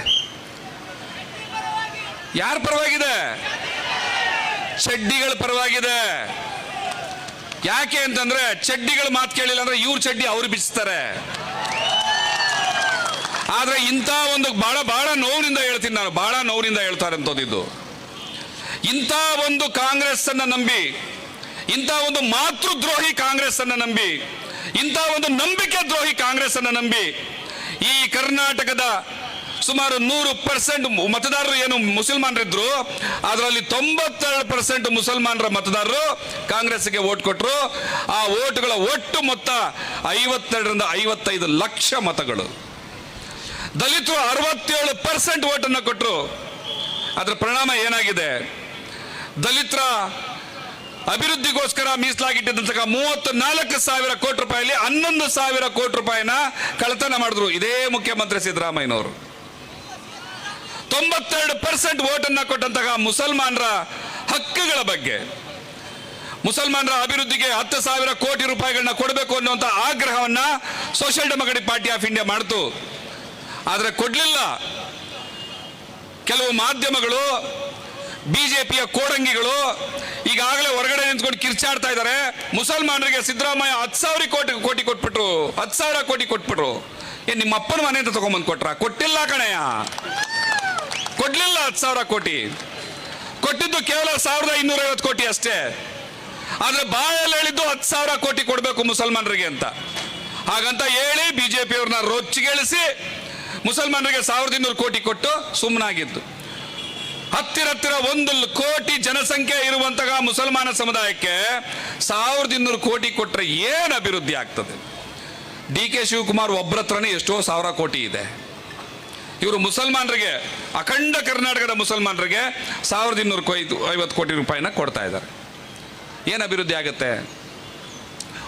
ಆಸ್ತಿಗಳನ್ನೇನಾದ್ರೂ ಕಾಪಾಡ್ತಾ ಇದ್ದಾರಾ? ಕೊಳ್ಳೆ ಆಗ್ತಾ ಇದೆ. ಅದನ್ನ ಕಾಪಾಡುವ ನಿಟ್ಟಿನಲ್ಲಿ ಸರ್ಕಾರ ಯಾವ ಯೋಜನೆಗಳನ್ನು ತರ್ತಾ ಇಲ್ಲ. ಬಿಜೆಪಿ ಸರ್ಕಾರ ಮುಸಲ್ಮಾನರ 4% ರಿಸರ್ವೇಶನ್ 2B ಕ್ಯಾನ್ಸಲ್ ಮಾಡ್ತು. ಕೋರ್ಟ್ ಅದಕ್ಕೆ ತಡೆ ಕೊಡ್ತು. ಆದ್ರೆ ಅಧಿಕಾರಿಗಳು ಅದನ್ನು ಈಗಲೂ ಕೂಡ ಗೊಂದಲದಲ್ಲಿಟ್ಟಿದ್ದಾರೆ. 2B ರಿಸರ್ವೇಶನ್ ಮ್ಯಾಟರ್ ಕೋರ್ಟ್ ಅಲ್ಲಿದೆ, ಹಾಗಾಗಿ ಅದನ್ನು ಅನುಷ್ಠಾನಕ್ಕೆ ಮಾಡಕ್ ಬರಲ್ಲ ಅಂತ ಹೇಳ್ತಾ ಇದ್ದಾರೆ. ಚುನಾವಣೆಗೆ ಮುಂಚೆ ಸಿದ್ದರಾಮಯ್ಯನವರು ಹೇಳಿದ್ರು, ನಮ್ಮ ಸರ್ಕಾರ ಅಧಿಕಾರಕ್ಕೆ ಬಂದ್ರೆ ಮೊದಲನೇ ಕ್ಯಾಬಿನೆಟ್ ಮೀಟಿಂಗ್ ನಲ್ಲೇನೆ ನಾವು ಮುಸಲ್ಮಾನರ 2B ರಿಸರ್ವೇಶನ್ ಅನ್ನ ರೆಸ್ಟೋರ್ ಮಾಡ್ತೀವಿ, ಮತ್ತೆ ಜನಸಂಖ್ಯಾವಾರು ಮುಸಲ್ಮಾನರ ರಿಸರ್ವೇಶನ್ ಅನ್ನ ಹೆಚ್ಚು ಮಾಡ್ತೀವಿ ಅಂತ. 17% ಪಾಪ್ಯುಲೇಷನ್ ಇರುವಂತಹ ಮುಸಲ್ಮಾನರಿಗೆ ಸಿದ್ದರಾಮಯ್ಯನವರು ಹೇಳಿದ ಪ್ರಕಾರ, ನನ್ನ ಪ್ರಕಾರ ಅಲ್ಲ, ಸಿದ್ದರಾಮಯ್ಯನವರು ಹೇಳಿದ ಪ್ರಕಾರ ಜಾತಿ ಜನಸಂಖ್ಯೆಗೆ ಅನುಗುಣವಾಗಿ ರಿಸರ್ವೇಶನ್ ಅಂದ್ರೆ 17% ರಿಸರ್ವೇಶನ್ ಕೊಡಬೇಕು. ಯಾರ ಅಪ್ಪರ ಮನೆ ಸೊತ್ತಲ್ಲ ಇದು ಕೊಡಬೇಕು. 2% ಇರುವಂತಹ ಇವರಿಗೆ ಬ್ರಾಹ್ಮಣರಿಗೆ, 2% ಇರುವಂತಹ ಬನಿಯಾಗಳಿಗೆ, 2% ಇರುವಂತಹ ವೈಶ್ಯರಿಗೆ 10% ರಿಸರ್ವೇಶನ್ ಅನ್ನ EWC ಲೆಕ್ಕದಲ್ಲಿ ಕೊಡಬಹುದಾದ್ರೆ 17% ಇರುವಂತಹ ಮುಸಲ್ಮಾನರಿಗೆ 4% ಇಲ್ಲ ಅಂತಂದ್ರೆ ಯಾವ ಸೀಮೆ ನ್ಯಾಯ ಇದು?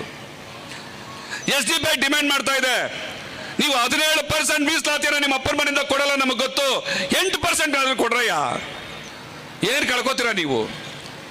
ಸಿದ್ದರಾಮಯ್ಯನವರು ಹೇಳಿದ್ದಾರೆ ಚುನಾವಣೆಗೆ ಮುಂಚೆ ತಮಿಳುನಾಡಿನ ಮಾದರಿಯಲ್ಲಿ ಕರ್ನಾಟಕದ ಮೀಸಲಾತಿ ಪ್ರಮಾಣವನ್ನ 70%ಗೆ ಹೆಚ್ಚು ಮಾಡಿ ಆ 70% ಅಲ್ಲಿ ಮುಸಲ್ಮಾನರಿಗೆ 17% ಕೊಡ್ತೀವಿ. ಎಲ್ಲಿ ಕೊಡ್ತಾ ಇದ್ದಾರೆ? 4% ಇನ್ನೂ ಕೂಡ ಅನುಷ್ಠಾನ ಮಾಡಲಿಲ್ಲ. 4% ಡಿಮ್ಯಾಂಡ್ ಅನ್ನ SDP ಕರ್ನಾಟಕ ರಾಜ್ಯದಾದ್ಯಂತ ಅಭಿಯಾನವನ್ನ ಶುರು ಮಾಡಿದ ಕೂಡಲೇ ಸಿದ್ದರಾಮಯ್ಯನವರು ಆ ಚರ್ಚೆಯ ದಿಕ್ಕನ್ನೇ ತಪ್ಪಿಸೋದಕ್ಕೆ ಹಿಜಾಬ್ ಅನ್ನುವಂತಹ ಅಸ್ತ್ರವನ್ನ ಮತ್ತೆ ಬಿಟ್ಟರು. SDP ಮತ್ತೆ ಹಿಜಾಬ್ ತಗೊಂಬನ್ನಿ ಅಂತ ಕೇಳಲಿಲ್ಲ ಈ ಸರಿ ಹೋರಾಟದಲ್ಲಿ. ಇಲ್ಲಿ ಕೂತಿರೋ ಯಾವ ಮಹಿಳೆಯರು ಕೇಳಲಿಲ್ಲ. ನಿಮ್ ಕೈಲಿ ಆಗಲ್ಲ ಅಂತ ಗೊತ್ತಿತ್ತು. ಯಾರೂ ಕೇಳದೇ ಇರುವಂತಹ ವಿಚಾರವನ್ನ ಹಿಜಾಬ್ ಮತ್ತೆ ತರ್ತೀನಿ ಅಂತ ಹೇಳಿ ಸಂಘ ಪರಿವಾರವರು ಎದ್ದು ಕೂಡಲೇ ಇಲ್ಲಪ್ಪ ನಾನು ಹಂಗೆಲ್ಲ ಹೇಳಲಿಲ್ಲ ಅಂತ ಯೂಟರ್ನ್ ತಗೊಂಡು ಹೊಟ್ಟೋದ್ರು. ಆದ್ರೆ ಮುಸಲ್ಮಾನ ಸಮುದಾಯ ಕೇಳ್ತಾ ಇರುವಂತದ್ದು 2B ರಿಸರ್ವೇಶನ್ ವಾಪಸ್ ಕೊಡಿ, ಟಿಪ್ಪು ಸುಲ್ತಾನ್ರ ಹೆಸರಿನಲ್ಲಿ ಯೂನಿವರ್ಸಿಟಿ ಕಟ್ಟಿ, ಮುಸಲ್ಮಾನ ಮಕ್ಕಳು PhD ಸ್ಕಾಲರ್ಸ್ ಇದ್ರಲ್ಲ ಅವ್ರಿಗೆ ಪ್ರತಿ ತಿಂಗಳು 35,000 ಕೊಡ್ತಾ ಇದ್ರು. ಬಿಜೆಪಿ ಗವರ್ಮೆಂಟ್ ಅದನ್ನ 10,000 ಇಳಿಸಿದೆ. ಮತ್ತೆ ನೀವು 35,000 ವಾಪಸ್ ಕೊಡಿ. ಯಾಕೆಂದ್ರೆ SC ST ಗಳಿಗೆ, ಹಿಂದುಳಿದ ವರ್ಗದವರಿಗೆ, ಎಲ್ಲಾ ಮಕ್ಕಳು ಏನು ಓದ್ತಾ ಇದಾರಲ್ಲ ಅವರೆಲ್ಲರಿಗೂ 35,000 ಕೊಡ್ತಾ ಇದ್ದಾರೆ. SC ST ಮಕ್ಕಳಿಗೆ, ಹಿಂದುಳಿದ ವರ್ಗ ಮಕ್ಕಳಿಗೆ 35,000 ಕೊಡ್ಬೋದಾದ್ರೆ ಮುಸಲ್ಮಾನರಿಗೆ ಮಾತ್ರ 71,000. ಈ ಮಂಗಳೂರಿನಲ್ಲಿ ಬಸ್ ಓಡಾಡುತ್ತಲ್ಲ, ಅಲ್ಲಿ SC ಮಕ್ಕಳು ನನಗೆ 35,000 ಕೊಡ್ತಾ ಇದ್ದಾರೆ ಅಂತ 3 ರೂಪಾಯಿ ಟಿಕೆಟ್ ತಗೋತಾರ? ಮುಸಲ್ಮಾನ ಮಕ್ಕಳು ನನಗೆ 10,000 ಕೊಡ್ತಾರೆ ಅಂತ 1 ರೂಪಾಯಿ ಕೊಟ್ಟು ಟಿಕೆಟ್ ತಗೊಳಕ್ಕಾಗತ್ತಾ? ಯಾಕೆ ಕೊಡ್ತಾ ಇಲ್ಲ ಅವ್ರಿಗೆ 35,000? ಇಂಥ ಒಂದು ಸರ್ಕಾರವನ್ನು ನಂಬಿ ಸುಮಾರು 55 ಲಕ್ಷ ವೋಟ್ಗಳನ್ನ ಕೊಟ್ಟಂತಹ ಮುಸಲ್ಮಾನ ಸಮುದಾಯದ ಮುಖಂಡರು ಸರ್ಕಾರವನ್ನು ಆಗ್ರಹಿಸಿ ಅಂದ್ರೆ ಇಲ್ಲ, ಆಗ್ರಹಿಸೋದು ಬೇಡ. MP ಚುನಾವಣೆ ಇದೆ. ಅವರು ಸಂಘ ಪರಿವಾರದವರು ಯಾರಾದ್ರೂ ಒಬ್ಬ BJP, RSS, ಬಜರಂಗಳ, ಶ್ರೀರಾಮ್ ಸೇನೆ ಮುಖಂಡರನ್ನ ಅರೆಸ್ಟ್ ಮಾಡಲಿ ಅಂತ ಕಾಯ್ತಾ ಇದ್ದಾರೆ. ಸಿದ್ದರಾಮಯ್ಯನ ಸರ್ಕಾರ ಯಾವ್ದಾದ್ರು ಸಂಘ ಪರಿವಾರದವ್ರನ್ನ ಅರೆಸ್ಟ್ ಮಾಡಿದ್ರೆ ಕರ್ನಾಟಕ ರಾಜ್ಯದಲ್ಲಿ ತುಂಬಿ ಏಳಿಸಬೇಕು ಅಂತ ಕಾಯ್ಕೊಂಡಿದ್ದಾರೆ.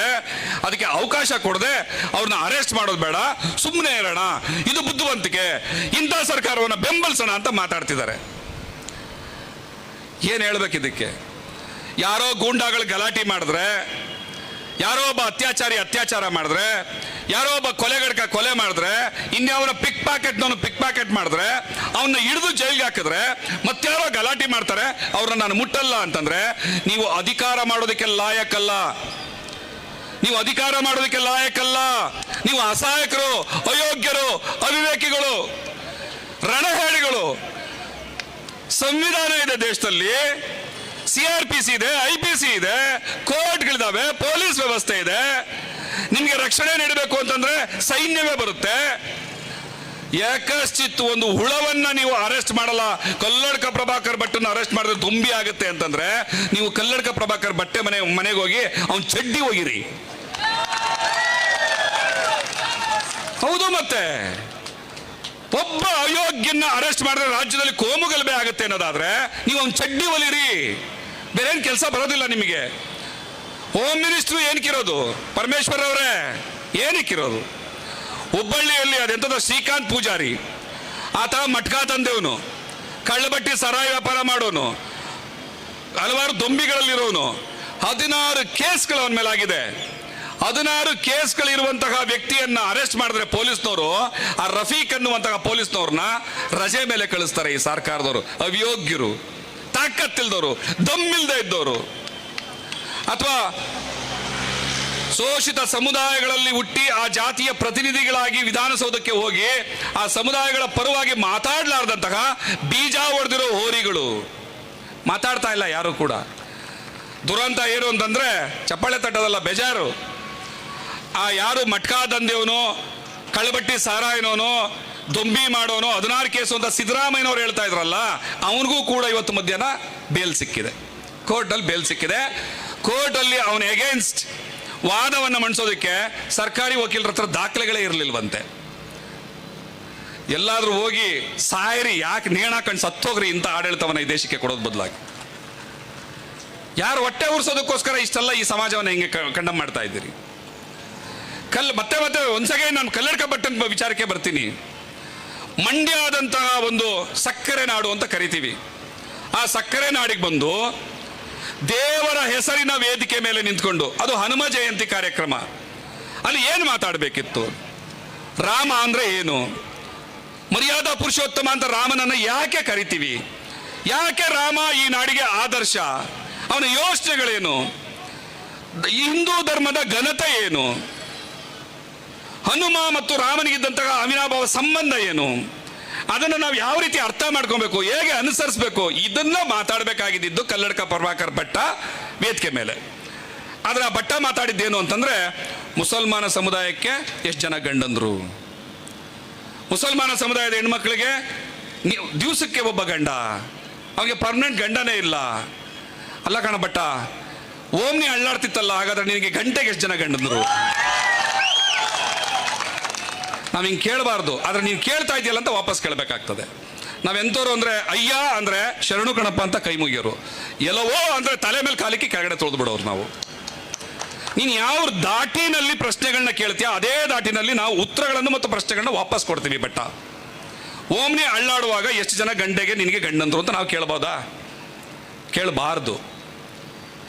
ಇಂಥ ಒಂದು ಮಾತನ್ನ ಆಡಿದಂತಹ ಒಬ್ಬ ಅವಿವೇಕಿ ಅಯೋಗ್ಯನನ್ನ ಈ ಸರ್ಕಾರ ಬಂಧಿಸಲ್ಲ. ನಾನು ಅದು UAP ಅಡಿನಲ್ಲಿ ಬರ್ತದೆ, ಕೋಮು ಭಾವನೆಗಳನ್ನ ಕೆರಳಿಸಿದಂತಹ ಆರೋಪದಲ್ಲಿ ಬರ್ತದೆ, ದೇಶದ ಕೋಮು ಸಾಮರಸ್ಯವನ್ನು ಕೆಡದಂತಹ ಆಪಾದನೆ ಅಡಿನಲ್ಲಿ ಬರ್ತದೆ. ಅವನನ್ನ ಒದ್ದು ಒಳಗಡೆ ಹಾಕ್ರಯ್ಯ ಅಂತಂದ್ರೆ ಹೈಕೋರ್ಟ್ನಲ್ಲಿ ನಾವು ಕಲ್ಲಡ್ಕ ಪ್ರಭಾಕರ್ ಭಟ್ರನ್ನ ಬಂಧಿಸುವಂತಹ ಯೋಚನೆಯಲ್ಲಿಲ್ಲ ಅಂತ ಸರ್ಕಾರಿ ವಕೀಲರು ಜಗದೀಶ್ ಅವರು ಜಡ್ಜ್ ಮುಂದೆ ತಿಳಿಸ್ತಾರೆ ಅಂತಂದ್ರೆ ಇನ್ನೆಂಥ ಅಸಹಾಯಕತೆ ಇವ್ರನ್ನ ಇವರಲ್ಲಿ ಮನೆ ಮಾಡಿದೆ. ಮತ್ತೆ ಇವರು MP ಎಲೆಕ್ಷನ್ ಅಲ್ಲಿ 28 ಗೆದ್ದು ಬಿಡ್ಲಿ, ಆಮೇಲೆ ನಾವು ಆಡಳಿತ ಮಾಡೋಣ, ಆಮೇಲೆ ಇವ್ರನ್ನ ತುಳಿತೀವಿ ಅಂತಂದ್ರೆ ಅದು ಆಗದೇ ಇರೋ ಮಾತು. BJP ಈ ದೇಶಕ್ಕೆ ಬಂದು 10 ವರ್ಷ ಆಗಲಿಲ್ಲ, ಇನ್ನ 2014ರಲ್ಲಿ ಬಂದಿದ್ದು. ಆದ್ರೆ ಅದಕ್ಕೆ ಹಿಂದೆ ಇವರು 70 ವರ್ಷಗಳ ಕಾಲ ಈ ದೇಶವನ್ನು ಆಡಳಿತ ಮಾಡಿದಾರಲ್ಲ, 70 ವರ್ಷಗಳಲ್ಲಿ ಈ ದೇಶಕ್ಕೆ, ಈ ರಾಜ್ಯಕ್ಕೆ ಸಿಕ್ಕಿರೋದೇನು? ಒಬ್ಬ ಮುಸಲ್ಮಾನ ಸಮುದಾಯದ ವ್ಯಕ್ತಿಯನ್ನ ಈ ಸಾರಿ ಅವಕಾಶ ಇದ್ರೂ ಕೂಡ DCM ಮಾಡಕ್ಕಾಯ್ತಾ? ಹೋಮ್ ಮಿನಿಸ್ಟರ್ ಮಾಡಕ್ಕಾಯ್ತಾ? ಒಬ್ಬ ದಲಿತನನ್ನ CM ಮಾಡಕ್ಕಾಯ್ತಾ? ಯಾವ ಕಾರಣಕ್ಕಾಗಿ ನಾವು ಇವರನ್ನ ನಮ್ಮ ಆದರ್ಶ ಅನ್ಕೊಂಡು ಇವರಿಗೆ ಇಷ್ಟು ಓಟ್ಗಳನ್ನ ಕೊಟ್ಟರು? ನಾವು ಇಡೀ ಕರ್ನಾಟಕಕ್ಕೆ SDP ವತಿಯಿಂದ ಇಡೀ ಅಖಂಡ ಕರ್ನಾಟಕಕ್ಕೆ ಕೈ ಮುಗಿದು ಪ್ರಾರ್ಥನೆ ಮಾಡಿದ್ವಿ. ನಮ್ಮ ಸ್ವಾರ್ಥಕ್ಕಲ್ಲ, ಕೇವಲ ಒಂದೇ ಕಾರಣಕ್ಕೆ, ಯಾರು ನಿಮ್ಮ ಪರವಾಗಿ ಯಾವಾಗ ಮಾತಾಡಬೇಕೋ ಅವಾಗ ಮಾತಾಡದೆ ಮೌನ ವಹಿಸಿದ್ರೆ ನಿಮ್ಮ ಪರವಾಗಿ ಮಾತಾಡೋದಕ್ಕೆ ನಾವಿರ್ತೀವಿ. ಕೇವಲ ಒಬ್ರು ಅಥವಾ ಇಬ್ಬರನ್ನ ವಿಧಾನಸೌಧಕ್ಕೆ ಕಳಿಸ್ಕೊಡಿ ಅಂತ ಇಡೀ ಅಖಂಡ ಕರ್ನಾಟಕಕ್ಕೆ ಪ್ರಾರ್ಥನೆ ಮಾಡ್ಕೊಂಡ್ವಿ. ಅರ್ಥ ಆಗ್ಲಿಲ್ಲ ಯಾಕೆ ಅಂತ, ಯಾರಿಗೂ ಅರ್ಥ ಆಗ್ಲಿಲ್ಲ ಅದು.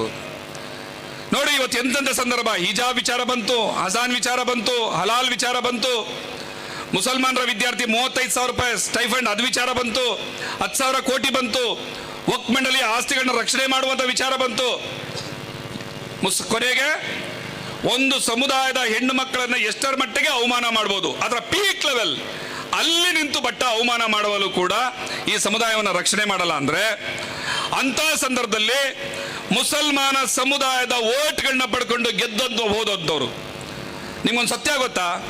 ಇಡೀ ಕರ್ನಾಟಕದಲ್ಲಿ ಸುಮಾರು 43 ವಿಧಾನಸಭಾ ಕ್ಷೇತ್ರಗಳಲ್ಲಿ ಮುಸಲ್ಮಾನ ವೋಟರ್ಸ್ ಡಿಸೈಡಿಂಗ್ ಫ್ಯಾಕ್ಟರ್ಸ್.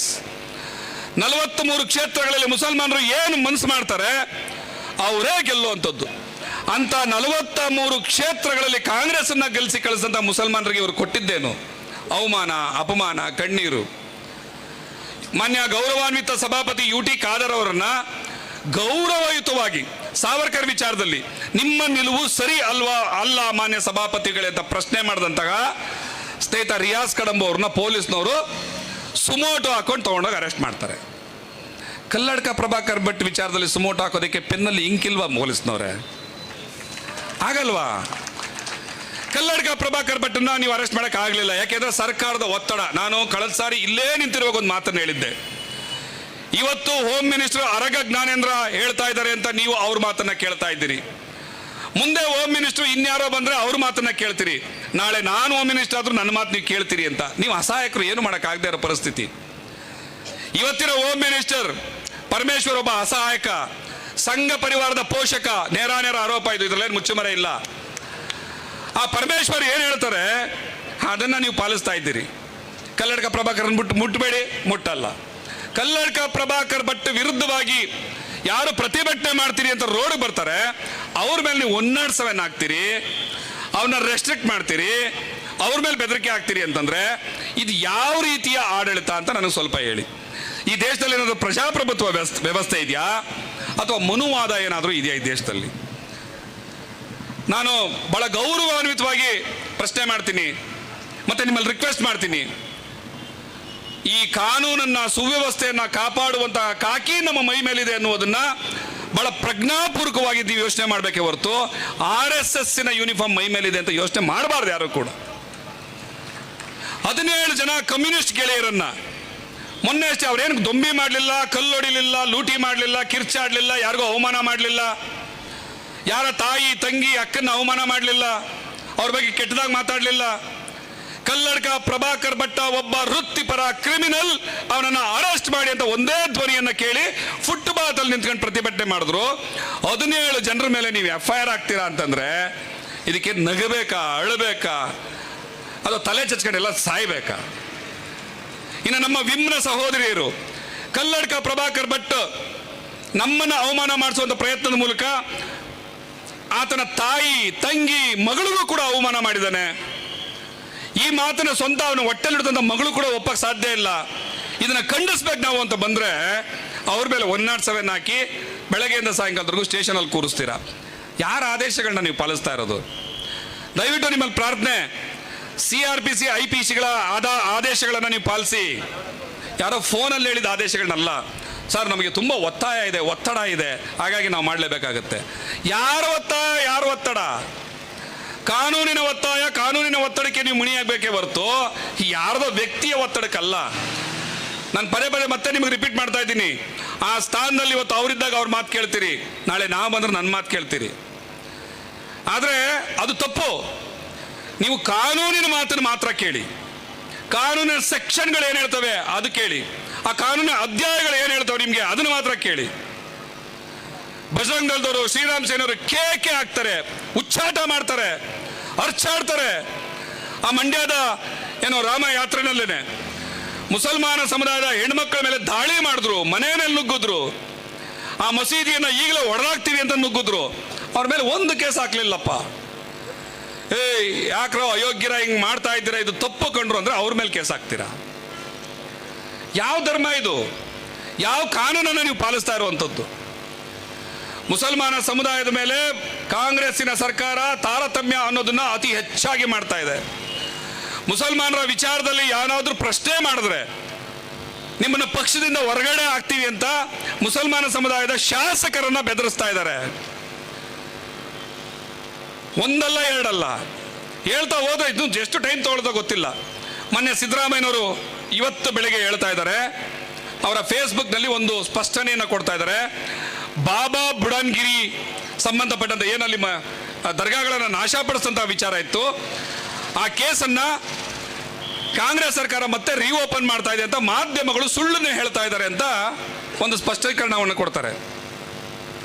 ಒಬ್ಬ ಮುಖ್ಯಮಂತ್ರಿಯಾಗಿ ಸ್ಪಷ್ಟೀಕರಣ ಕೊಡುವಂತಹ ಕೆಲಸವನ್ನ ಮುಖ್ಯಮಂತ್ರಿ ಮಾಡೋದಲ್ಲ, ಯಾರೋ ವಕ್ತಾರರು ಮಾಡ್ಕೋತಾರೆ. ಒಬ್ಬ ಮುಖ್ಯಮಂತ್ರಿ ಆರ್ಡರ್ ಮಾಡ್ಬೇಕು. ನೀವು ಸುಳ್ಳು ಸುದ್ದಿಗಳನ್ನು ಪ್ರಚಾರ ಮಾಡ್ತಾ ಇದ್ದೀರಲ್ಲ, ಅದರ ಆಧಾರದಲ್ಲಿ ನಿಮ್ಮ ಮೇಲೆ ಕ್ರಮ ತಗೋತೀವಿ ಅಂತ ಹೇಳಿ ತಕ್ಕತ್ತಿಲ್ವಾ ಸಿದ್ದರಾಮಯ್ಯನವ್ರಿಗೆ?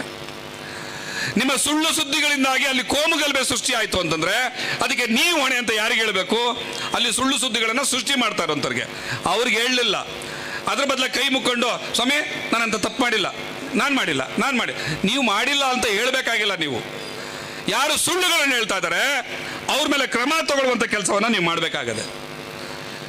ಹಿಂದಿನ ಕಾಂಗ್ರೆಸ್ಸಿನ ರಾಜ್ಯಾಧ್ಯಕ್ಷರಾಗಿದ್ದಂತಹ ದಿನೇಶ್ ಗುಂಡೂರಾವ್ ಹುಬ್ಬಳ್ಳಿಯಲ್ಲಿ ಏನೋ ಒಂದು ಮಟ್ಕ ದಂಧೆ ಮಾಡುವಂತನು, ಕಳ್ಳಪಟ್ಟಿ ಸಾರಾಯಿ ವ್ಯಾಪಾರಸ್ಥ, ಗೂಂಡ ಏನಾರ ಶ್ರೀಕಾಂತ್ ಪೂಜಾರಿ, ಅವನೊಬ್ಬ ವೃತ್ತಿಪರ ಕ್ರಿಮಿನಲ್ ಅಂತ ಹೇಳ್ತಾರೆ. ಸಿದ್ದರಾಮಯ್ಯನವರು ಹೇಳ್ತಾರೆ ಆತ ಒಬ್ಬ ಗೂಂಡ, ಬಿಜೆಪಿಯವರು ಅವನ ಪರವಾಗಿ ಬೀದಿಗಿಳಿದಿದ್ದಾರೆ ಅಂತ. ಇದೇ ಮಂಗಳೂರಿನ ಕರಾವಳಿ ಭಾಗದ ಶಾಸಕ ಸುನಿಲ್ ಕುಮಾರ್, ನಾನು ಕೂಡ ಕರಸೇವಕ, ನನ್ನನ್ನು ಬಂಧಿಸಿ ಅಂತ ಪ್ಲೆಕಾರ್ಡ್ ಹಿಡ್ಕೊಂಡು ಕೂತ್ಕೋತಾರೆ. ಈಶ್ವರಪ್ಪ ಕರ್ನಾಟಕದ ಎಲ್ಲ ಮಸೀದಿಗಳನ್ನು ಒಡೆದಾಗ್ತೀವಿ ಅಂತ ಹೇಳಿಕೆ ಕೊಡ್ತಾರೆ. ಕ್ರಮ ತಗೊಂಡಿದ್ದೆಲ್ರಿ, ನಿಮ್ಮ ಹೇಳಿಕೆಗಳು ತಗೊಂಡು ಏನ್ರಿ ಮಾಡ್ಕೋಬೇಕು? ಈ ರಾಜ್ಯದ ಮಂತ್ರಿ ಮಲ್ಲಿಕಾರ್ಜುನ್ ಖರ್ಗೆ ಅವರ ಮಗ ಪ್ರಿಯಾಂಕ್ ಖರ್ಗೆ ಹೇಳ್ತಾರೆ ಗೂಂಡಾಗಿರಿಗೆ ನಾವು ಅವಕಾಶ ಮಾಡಿಕೊಡಲ್ಲ, ಕೋಮು ಪ್ರಚೋದನೆ ಮಾಡುವಂಥವ್ರನ್ನ ಒದ್ದು ಒಳಗಡೆ ಆಗ್ತೀವಿ ಅಂತ. ಕಲ್ಲಡ್ಕ ಪ್ರಭಾಕರ್ ಭಟ್ನ ಮುಟ್ಲೇ ಇಲ್ಲ. ನಿಮ್ಮ ಡೈಲಾಗ್ಗಳಿಗೆ ಕೇಳಿಕೊಂಡು ಚಪ್ಪಾಳೆ ತಟ್ಟೋದಕ್ಕೆ ಇದು ಕಾಟೇರ ಪಿಕ್ಚರ್ ಅಲ್ಲ, ವ್ಯವಸ್ಥೆ.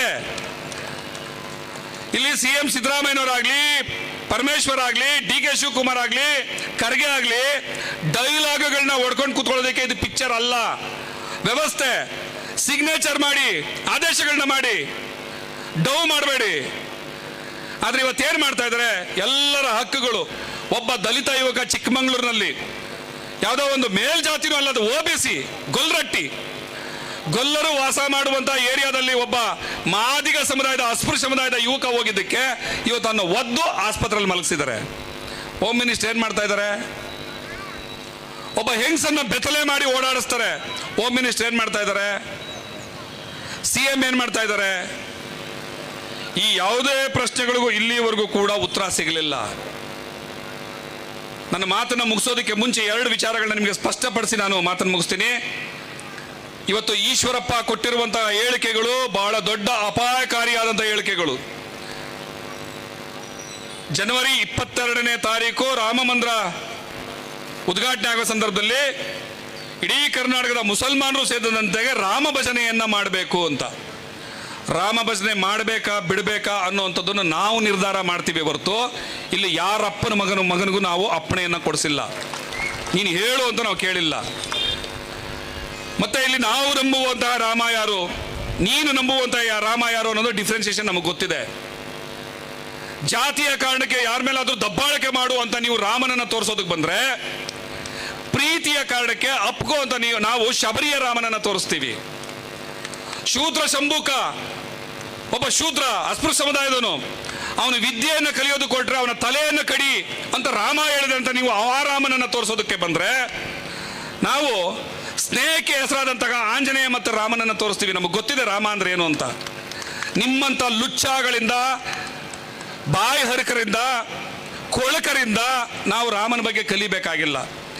ಬದಲಾಗಿ ಈಶ್ವರಪ್ಪನ ಮೇಲೆ ಈ ಸರ್ಕಾರ ಕ್ರಮ ತಗೋಬೇಕಾಗಿರೋದೇನು ಅಂತಂದ್ರೆ, ಆತ ಕರ್ನಾಟಕದ ಎಲ್ಲ ಮಸೀದಿಗಳನ್ನು ಧ್ವಂಸ ಮಾಡ್ತೀವಿ ಅನ್ನುವಂಥ ಹೇಳಿಕೆಗಳನ್ನು ಕೊಡೋದ್ರ ಮೂಲಕ ಈ ರಾಜ್ಯದ ಶೋಷಿತ ಸಮುದಾಯಗಳು, ಶೂದ್ರ ಸಮುದಾಯ ಯುವಕರನ್ನ ಕೋಮು ಭಾವನೆಗಳನ್ನು ಕೆರಳಿಸಿ ಪ್ರಚೋದನೆ ಮಾಡ್ತಾ ಇದ್ದಾನೆ ಕೋಮು ಗಲಭೆಗಳಿಗೆ. ಆತನನ್ನು ಅರೆಸ್ಟ್ ಮಾಡುವಂಥ ತಾಕತ್ತನ್ನ ಈ ರಾಜ್ಯ ಸರ್ಕಾರ ತೋರಿಸ್ಬೇಕಾಗಿರುವಂಥದ್ದು. ಹಾಗೆ ಕಲ್ಲಡ್ಕ ಪ್ರಭಾಕರ್ ಭಟ್ ವಿಚಾರದಲ್ಲಿ ಕಾಂಗ್ರೆಸ್ಸಿನ ನನ್ನ ಮಿತ್ರರು, ನನ್ನ ಹಲವಾರು ಸ್ನೇಹಿತರು ತುಂಬಾ ಜನ ಇದ್ದಾರೆ. ಅವ್ರು ಮಾತಾಡಿದ ವಿಚಾರ ಏನು ಅಂತಂದ್ರೆ, ಕಲ್ಲಡ್ಕ ಪ್ರಭಾಕರ್ ಭಟ್ಟನ ಸಮಸ್ಯೆ ನಮ್ಮ ಸಮಸ್ಯೆ ಅಲ್ಲ, ಅದು ಆತನ ಜಾತಿಯ ಸಮಸ್ಯೆ. ಅವನು ಮಾತಾಡಿದಂತಹ ಹೊಲಸು ಮಾತುಗಳಿಂದ ತಲೆ ತಗ್ಗಿಸಬೇಕಾಗಿರೋದು ಅವನ ಜಾತಿಯವರು, ನಾವಲ್ಲ. ನಮಗೆ ಅವನು ಮಾಡಿದಂತಹ ಅವಮಾನ ನಮಗೇನು ತಟ್ಟಬೇಕಾಗಿಲ್ಲ ಅಂತ. ಹೌದು, ನಿಮ್ಮ ಭಾವನೆಯನ್ನ, ನಿಮ್ಮ ಅಭಿಪ್ರಾಯನ ನಾವು ಖಂಡಿತವಾಗ್ಲೂ ಗೌರವಿಸ್ತೀವಿ. ನೀವೇನು ಹೇಳ್ತಾ ಇದ್ದೀರ ಸರಿ, ಆದರೆ ಎರಡೂ ಆಯಾಮಗಳಲ್ಲಿ ಒಂದು ಸಮಸ್ಯೆನ ನಾವು ನೋಡಬೇಕು. ಅದು ಕೂಡ ಸರಿ, ಯಾವುದಾದ್ರೂ ಹುಚ್ಚು ನಾಯಿ ಇಲ್ಲಿ ನುಗ್ಗಿ ಎಲ್ಲರನ್ನು ಕಚ್ಚೋದಕ್ಕೆ ಶುರು ಮಾಡಿದಾಗ ಅದು ಆ ನಾಯಿಯ ಸಮಸ್ಯೆ ಅಂತ ನಾವು ಬಿಟ್ಟು ಕಳ್ಸಕ್ಕಾಗೋದಿಲ್ಲ. ಸಾಧ್ಯ ಆದರೆ ಕೆಳಗಡೆ ಹಾಕೊಂಡು ತುಳಿಬೇಕು ಆ ನಾಯಿನ, ಇಲ್ಲ ಅಂದ್ರೆ ಇಂಜೆಕ್ಷನ್ ಕೊಡಬೇಕು, ಅಥವಾ ನಾಯಿ ಅವ್ರಿಗೆ ಹೇಳಿ ತಗೊಂಡಾಗ ಬೋನಿಗೆ ಬಿಸಾಕ್ಬೇಕು. ಆ ಹುಚ್ಚಿಡ್ದಂತ ನಾಯಿಯದು ಸಮಸ್ಯೆ, ಆ ನಾಯಿಯದು, ಆ ನಾಯಿಯ ಜಾತಿಯವರು ಅದಕ್ಕೆ ಬುದ್ಧಿ ಹೇಳ್ಕೊಳ್ಳಿ ಅಂದ್ರೆ ಆಗದೆ ಇರೋ ಮಾತಿದು. ಸಾಧ್ಯ ಆದ್ರೆ ಅವ್ರಿಗೆ ಹೇಳೋದಕ್ಕೆ ಪುಣ್ಯ ಇದ್ದಿದ್ರೆ ಹೇಳ್ಕೊಳ್ಳಿ, ಅವ್ರು ಹೇಳಲಿಲ್ಲ ಅಂದ್ರೆ ನಾವು ಬುದ್ಧಿ ಕಲಿಸೋದಕ್ಕೆ ರೆಡಿ ಆಗಿರ್ಬೇಕು ಅನ್ನುವಂಥ ಸಂದೇಶವನ್ನು ಕೂಡ ನಾವು ಈ ಸಮಾಜಕ್ಕೆ ಕೊಡಲೇಬೇಕು. ಬಾಬಾ ಸಾಹೇಬ್ ಅಂಬೇಡ್ಕರ್ ಅವರು ಕೊಟ್ಟಂತಹ ಸಂವಿಧಾನವನ್ನ ಪೋಷಣೆ ಮಾಡೋದು, ಎತ್ತಿ ಹಿಡಿಯೋದು, ನಾಗರಿಕರ ಹಕ್ಕುಗಳನ್ನು ಗೌರವಿಸೋದು ನಮ್ಮ ಕರ್ತವ್ಯ, ಜವಾಬ್ದಾರಿ ಹೇಗಿದೆಯೋ ಅದೇ ಸಂವಿಧಾನ ನಮಗೆ ಹೇಳಿದಂತಹ ಆತ್ಮರಕ್ಷಣೆಯ ಪಾಠವನ್ನು ಕೂಡ ಪಾಲಿಸೋದು ನಮ್ಮ ಜವಾಬ್ದಾರಿಯೇ, ನಮ್ಮ ಹಕ್ಕೆ. ಇದನ್ನು ಪಾಲಿಸಬೇಕು ಅಂತ ಕೇಳ್ಕೊಳ್ತಾ, ಕಡೆಯದಾಗಿ ಸೋಷಿಯಲ್ ಡೆಮಾಕ್ರೆಟಿಕ್ ಪಾರ್ಟಿ ಆಫ್ ಇಂಡಿಯಾದಲ್ಲಿರುವಂತಹ ನಾನು ರಾಜ್ಯ ಪ್ರಧಾನ ಕಾರ್ಯದರ್ಶಿಯಾಗಿ ನನ್ನ ಪಕ್ಷದ ಕೆಲವು ವೇದಿಕೆಗಳಲ್ಲಿ, ಟಿವಿ ಡಿಬೇಟ್ಗಳಲ್ಲಿ ಮಾತಾಡುವಾಗ ನಾನು RSS ಮೂಲದಿಂದ ಬಂದಿದ್ದೀನಿ. ಅಲ್ಲಿನ ಎಲ್ಲ ಅನಾಚಾರಗಳು ನನಗೆ ಗೊತ್ತು. ಈ ಸಮಾಜವನ್ನ ದಿಕ್ಕಿಗೆಡಿಸೋದಕ್ಕೆ RSSನವ್ರು ಏನೆಲ್ಲ ಕುತಂತ್ರಗಳು ಮಾಡ್ತಾರೆ ಅಂತ ನಾನು ಎಕ್ಸ್ಪ್ಲೈನ್ ಮಾಡುವಾಗ, ಅಲ್ಲಿ ನಾನು RSS ಇಂದ ಬಂದೆ ಅನ್ನುವಂಥ ಸಣ್ಣ ವಿಚಾರವನ್ನ ಇಟ್ಕೊಂಡು, ನೋಡಿ ಇವರು RSS ಸಪೋರ್ಟ್ ಮಾಡ್ತಾ ಇದ್ದಾರೆ ಅಂತ ತೋರಿಸ್ತಿದ್ದೀರಲ್ಲ, ನಾನು ನಿಮ್ಗೆ ಕಿವಿ ಮಾತು ಹೇಳೋದೇನು ಅಂತಂದ್ರೆ, ನನಗೆ ಗೊತ್ತಿದೆ ನಿಮಗೆ ನನ್ನ ಮೇಲೆ ವೈಯಕ್ತಿಕವಾದಂಥ ದ್ವೇಷ ಇಲ್ಲ, ಇರಕ್ಕೆ ಸಾಧ್ಯವೂ ಇಲ್ಲ, ಯಾವ ಕೋಪನೂ ಇಲ್ಲ. ಬಟ್ ನಿಮ್ಮ ಮನಸ್ಸಲ್ಲಿರೋದು ಒಂದೇ ವಿಚಾರ ಏನು ಅಂತಂದ್ರೆ, ನಾನು ಕಾಂಗ್ರೆಸ್ ಅನ್ನ BJPಯಷ್ಟೇ ಕಠಿಣವಾಗಿ ಟೀಕೆ ಮಾಡ್ತೀನಿ, ವಿರೋಧ ಮಾಡ್ತೀನಿ. MP ಎಲೆಕ್ಷನ್ ಹತ್ರ ಬರ್ತಾ ಇದೆ. ಭಾಸ್ಕರ್ ಪ್ರಸಾದ್ ಆ ಸಮಯದಲ್ಲಿ ಮಾಡಬಹುದಾದಂಥ ಭಾಷಣಗಳಿಂದ ಕಾಂಗ್ರೆಸ್ಸಿನ ಬುಡ ಅಲ್ಲಾಡುತ್ತೆ. ಹಾಗಾಗಿ ಅವನ ವ್ಯಕ್ತಿತ್ವಕ್ಕೆ ನಾವು ಕಳಂಕವನ್ನು ಹಚ್ಚಿಬಿಡೋಣ, ಇದು ನಿಮ್ಮ ತಲೆಯಲ್ಲಿರೋದು. ಇದಕ್ಕೆ ನಾನು ಹೇಳೋದೇನು ಅಂತಂದ್ರೆ, ಅಪಾಯದ ಸಂದರ್ಭದಲ್ಲಿ ಮುಸಲ್ಮಾನ ಸಮುದಾಯ ಇರಲಿ, ದಲಿತ ಸಮುದಾಯ ಇರಲಿ, ಇವನ್ನ ರಕ್ಷಣೆ ಮಾಡೋಕ್ಕೆ ಗುರಾಣಿಗಳಂತೆ ನಿಂತ್ಕೊಳ್ಳುವಂತಹ ತಾಕತ್ತಿರುವಂಥ ಸೇನಾನಿಗಳು ಯಾರಾದರೂ ಇದ್ರೆ ಅದು SDP ನ ಸೇನಾನಿಗಳು. ನೀವು ನಮ್ಮ ಮೇಲೆ ಕಳಂಕವನ್ನ ಹಚ್ಚಿ ನಮ್ಮನ್ನ ನೀವು ದಮನ ಮಾಡ್ತೀರಿ ಅಂತಂದ್ರೆ ನಿಮ್ಮ ಅಪಾಯವನ್ನ ನೇರವಾಗಿ ನಿಮ್ಮ ಮೇಲೆ ಎಳ್ಕೊತಾ ಇದ್ದೀರಾ ಅಂತ. ಯಾಕಂದ್ರೆ ತಡೆಯೋದಕ್ಕೆ ಅಡ್ಡಗೋಡೆಯಾಗೆ ನಾವು ನಿಲ್ಲೋದಕ್ಕೆ ನೀವು ನಮ್ಮನ್ನ ಉಳಿಸ್ಕೊಂಡಿರಲ್ಲ. ಆ ತಪ್ಪನ್ನ ದಯಮಾಡಿ ಮಾಡಬೇಡಿ. ಮತ್ತೊಂದು ವಿಚಾರ ಏನು ಅಂತಂದ್ರೆ, ಇವತ್ತಿನ ಸಂದರ್ಭದಲ್ಲಿ ಹಲವಾರು ಭಿನ್ನಾಭಿಪ್ರಾಯಗಳು, ಹಲವಾರು ಮುನುಸಾಟಗಳು ಇರಬಹುದು ನಮ್ಮ ಮಧ್ಯ. ಆದರೆ ಇಡೀ ಅಖಂಡ ಕರ್ನಾಟಕದಾದ್ಯಂತ ದಲಿತ ಮತ್ತು ಮುಸಲ್ಮಾನರ ಐಕ್ಯತೆ ಒಡಮೂಡದ ಹೊರತು ಈ ಕಾಂಗ್ರೆಸ್ ಮತ್ತು BJPಯ ದುಷ್ಟರು ನಮ್ಮನ್ನ ಖಂಡಿತವಾಗಲೂ ಕೂಡ ಇಲ್ಲಿ ನೆಮ್ಮದಿಯಾಗಿ ಬದುಕೋದಕ್ಕೆ ಬಿಡೋದಿಲ್ಲ. ಸಾಂವಿಧಾನಿಕವಾದಂಥ ನಮ್ಮ ಹಕ್ಕುಗಳನ್ನು ಕಾಪಾಡೋದಕ್ಕೆ ನಮಗೆ ಅವಕಾಶವನ್ನು ಕೊಡೋದಿಲ್ಲ. ಕೇವಲ ನಮಗೆ ಭಾಗ್ಯಗಳು ಅನ್ನುವಂತಹ ಯಾವಾಗಲೂ ಅಲ್ಪತೃಪ್ತರಾಗಿಡುವಂಥ ಯೋಜನೆಗಳಲ್ಲಿ ನಮ್ಮ ಸಮಯವನ್ನು ವ್ಯರ್ಥ ಮಾಡಿಸ್ತಾರೆ. ನಮಗೆ ಸಾಂವಿಧಾನಿಕವಾದ ಹಕ್ಕುಗಳು, ಭೂಮಿ, ಉದ್ಯೋಗ, ಅಧಿಕಾರ ಇದು ಸಿಗೋದಕ್ಕೆ ಅವಕಾಶ ಕೊಡೋದಿಲ್ಲ. ದಯಮಾಡಿ ಈ ನಿಟ್ಟಿನಲ್ಲಿ ಅರ್ಥ ಮಾಡ್ಕೋಬೇಕು. ಪರ್ಯಾಯ ರಾಜಕಾರಣ ಅಂದ ಕೂಡಲೇ SDP ಕರ್ನಾಟಕದ 224 ಕ್ಷೇತ್ರಗಳಲ್ಲೂ ನಮ್ಮನ್ನು ಗೆಲ್ಲಿಸ್ಬಿಡಿ ಅಂತ ನಾವು ಕೇಳ್ತಾ ಇಲ್ಲ. ಹಾಗೆ ಕೇಳುವಷ್ಟು ಭ್ರಮೆ ಕೂಡ ನಮಗಿಲ್ಲ. ಆದರೆ ಪರ್ಯಾಯ ರಾಜಕಾರಣದ ಒಂದು ಕನಸನ್ನ ಯಾಕೆ ನಾವು ಕಟ್ಕೊಳ್ಳಿ ಅಂತ ಹೇಳ್ತಾ ಇದ್ದೀವಿ ಅಂದ್ರೆ, ಇಡೀ 224 ಕ್ಷೇತ್ರಗಳಲ್ಲಿ ನೀವು 224 ಕಾಂಗ್ರೆಸ್ಗೆ ಹಾಕ್ಲೇಬೇಕು ಅಂತ ಈಗಲೂ ನೀವು ಆಟ ತೊಡೋದಾದ್ರೆ ಹಾಕೊಂಡು ಹೋಗಿ. ಒಂದು 2-3 ಕ್ಷೇತ್ರದಲ್ಲಿ SDP-ನವ್ರನ್ನ ಕಳಿಸಿ ವಿಧಾನಸೌಧದಲ್ಲಿ ಚರಿತ್ರೆಗಳನ್ನು ಸೃಷ್ಟಿ ಮಾಡ್ತೀವಿ. ವಿಧಾನಸೌಧದ ಇತಿಹಾಸದಲ್ಲಿ ನೀವು ಯಾವತ್ತೂ ಕೂಡ ನೋಡಿರಲಾರ್ರಿ ಅಂತ ಒಂದು ದಿವಸಗಳನ್ನು ಸೃಷ್ಟಿ ಮಾಡ್ತೀವಿ. ನಾನು ಬಹಳ ಹೆಮ್ಮೆ ಮತ್ತು ಅಹಂಕಾರದಿಂದ ಕೆಲವು ಕಡೆ ಹೇಳ್ತಾ ಇರ್ತೀನಿ. ಅದ್ರ ಬಗ್ಗೆ ನನಗೆ ಯಾವ ನಾಚಿಕೆನೂ ಇಲ್ಲ, ಕೀಳರಿಮೆನೂ ಇಲ್ಲ. ವಿಧಾನಸೌಧದ ಒಳಗಡೆ ನೀವು SDP-ನ ವತಿಯಿಂದ ನಮ್ಮನ್ನು ಕಳಿಸದೆ ಆದ್ರೆ ಮತ್ತೊಬ್ಬ ಅಂಬೇಡ್ಕರ್, ಮತ್ತೊಬ್ಬ ಟಿಪ್ಪು ಸುಲ್ತಾನ್ ವಿಧಾನಸೌಧದ ಒಳಗಡೆ ಮಾತಾಡೋದನ್ನ ನೀವು ನೋಡ್ತೀರಿ. ಅಯ್ಯೋ, ಇಷ್ಟು ಅಹಂಕಾರನ ನೀವು ನಿಮ್ಮನ್ನ ಅಂಬೇಡ್ಕರ್ಗೆ ಹೋಲಿಸ್ಕೋತೀರಾ, ನೀವು ನಿಮ್ಮನ್ನ ಟಿಪ್ಪಿಗೆ ಹೋಲಿಸ್ಕೋತೀರಾ ಅಂತಂದ್ರೆ ನಾನು ನಮ್ಮಪ್ಪನ ಹೆಸರು ಹೇಳದೆ ಇನ್ಯಾರಪ್ಪನ ಹೆಸರು ಹೇಳಲಿ? ನಮ್ಮಪ್ಪ ಹಂಗೆ ಮಾತಾಡ್ತಿದ್ದ, ಅವನ ಮಗ ನಾನು ಅದೇ ಥರ ಮಾತಾಡ್ತೀನಿ ಅಂತ ಹೇಳ್ಕೊಳ್ಳುವಂಥದ್ದು ಅಹಂಕಾರ ಅಲ್ಲ, ಹೆಮ್ಮೆ.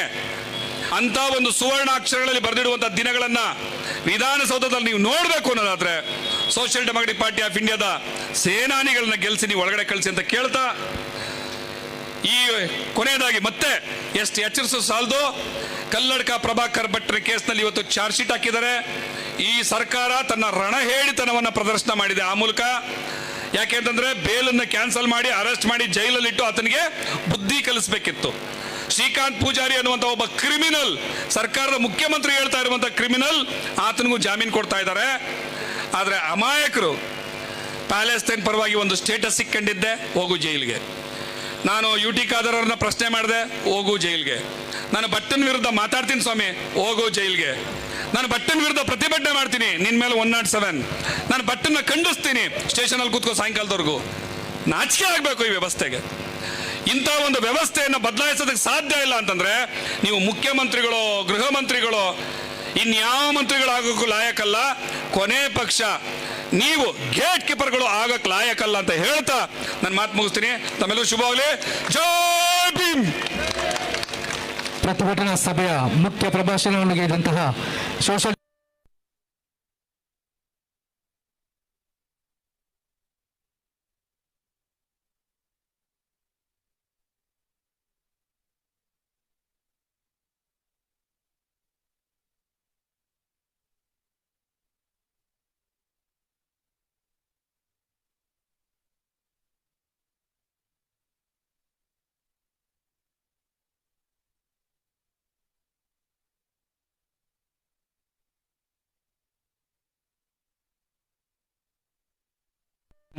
ಸಂಗಾತಿಗಳೇ, ನೆರೆದಿರತಕ್ಕಂಥ ಎಲ್ಲ ಬಂಧುಗಳೇ, ಎಲ್ಲರಿಗೂ ಕೂಡ ಸುಡು ಬಿಸಿಲಿನಲ್ಲಿ ಈ ಕಾರ್ಯಕ್ರಮವನ್ನು ಬಹಳ ಅಂದವಾಗಿ ನೀವು ವೀಕ್ಷಿಸಿದ್ದೀರಿ.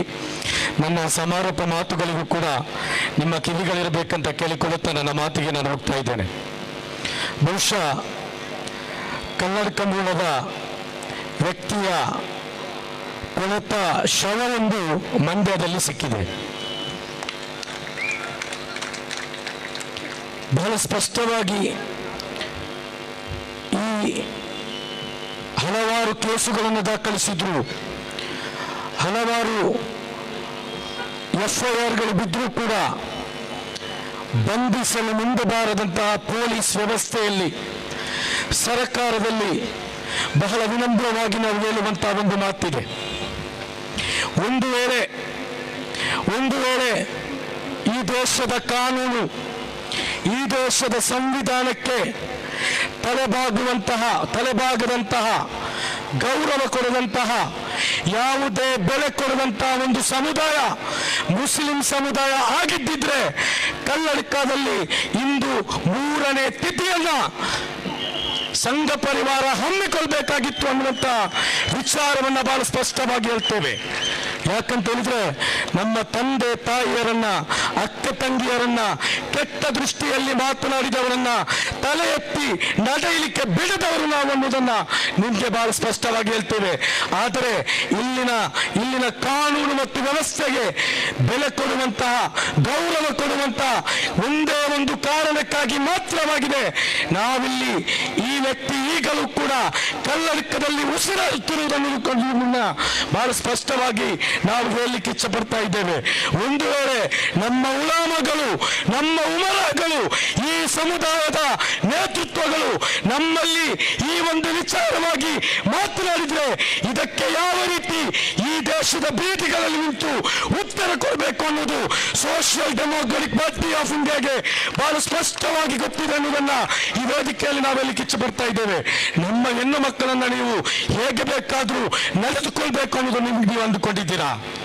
ನಿಮ್ಮ ಗೂಂಡಾಗಳು ಎಬಿವಿಪಿಯ ಇದೇ ಪ್ರಭಾಕರ್ ಭಟ್ಟರ RSS ನ ಗೂಂಡಾಗಳಾದಂತ ಎಬಿವಿಪಿಯ ಗೂಂಡಾಗಳು ಇದೇ ಜೈ ಶ್ರೀರಾಮನ್ನ ಹಾಕಿಕೊಂಡು ಅದೇ ಮಂಡ್ಯದಲ್ಲಿ ಬಂದಾಗ ಒಬ್ಬಳು ಹುಡುಗಿ ಮಸ್ಕಾನ್ ಅನ್ನುವಂತ ಏಕಾಂಗಿ ಹುಡುಗಿ ತಕಬೀರ ಹಾಕಿಕೊಂಡು ನಿಮ್ಮನ್ನ ಎದುರಿಸಿದ್ರೆ ಈ ಪ್ರಭಾಕರ್ ಭಟ್ಟನ್ನ ಎದುರಿಸಲಿಕ್ಕೆ ಒಂದು ವೇಳೆ ಮನೆಯಲ್ಲಿರುವತಕ್ಕಂತ ಗಂಡಂದಿರು ಆ ಮಹಿಳೆಯರನ್ನ ಮನೆಯ ಬಾಗಿಲು ತೆರೆದು ಬೀದಿಗೆ ಕಳಿಸಿದ್ರೆ ನಿಮ್ಮನ್ನ ಯಾವ ರೀತಿ ಕೈಕಾರ್ಯ ಮಾಡಬೇಕು ಅನ್ನುವುದು ಈ ಸಮುದಾಯದ ಹೆಣ್ಣು ಮಕ್ಕಳಿಗೆ ಗೊತ್ತಿದೆ ಅನ್ನೋದನ್ನ ಬಹಳ ಸ್ಪಷ್ಟವಾಗಿ ಹೇಳಲಿಕ್ಕೆ ಇಚ್ಛೆ ಪಡ್ತಾ ಇದ್ದೇವೆ. ಕಾಂಗ್ರೆಸ್ ಅಧಿಕಾರ ಬಂದವರಿಗಿಂದ ತಾರತಮ್ಯವನ್ನ ಮಾಡ್ತಾ ಹೋಗ್ತಾ ಇದೆ.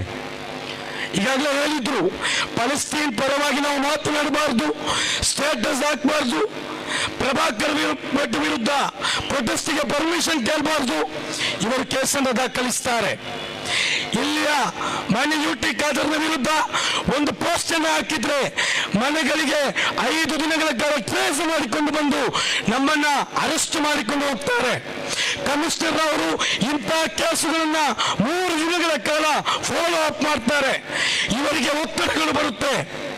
ಆದ್ರೆ ಇಲ್ಲಿ RSS ನ ನಾಯಕರುಗಳ ಮೇಲೆ ಕೇಸುಗಳು ದಾಖಲಾದಾಗ ಇಲ್ಲಿ ಮುಸಲ್ಮಾನರು ವ್ಯಾಪಾರ ಮಾಡಬಾರ್ದು ಅಂತ ಹೇಳಿ ಧರ್ಮ ದಂಗಲ್ ಮಾಡಲಿಕ್ಕೆ ಶರಣ್ ಪಂಪಲ್ನಂತಹ ಚಪ್ಪಲಿ ಹುಳಗಳು ಬಂದು ಇಲ್ಲಿ ವಿಚಾರವನ್ನು ಕಾರುವಾಗ ಇವರ ಮೇಲೆ ಕೇಸು ದಾಖಲಾದರೂ ಕೂಡ ಬಂಧಿಸಲಿಕ್ಕೆ ಇಲ್ಲಿನ ಪೊಲೀಸರಿಗೆ, ಇಲ್ಲಿನ ಪೊಲೀಸ್ ವ್ಯವಸ್ಥೆಗೆ ಬೆಂದೇಳುಬಿಲ್ಲ ಅನ್ನುವಾಗ ಇದನ್ನ ಪ್ರಶ್ನೆ ಮಾಡಲೇಬೇಕಾದಂತ ಒಂದು ಅನಿವಾರ್ಯ ಸಂದರ್ಭದಲ್ಲಾಗಿದೆ ನಾವಿರುವಂತಹದ್ದು.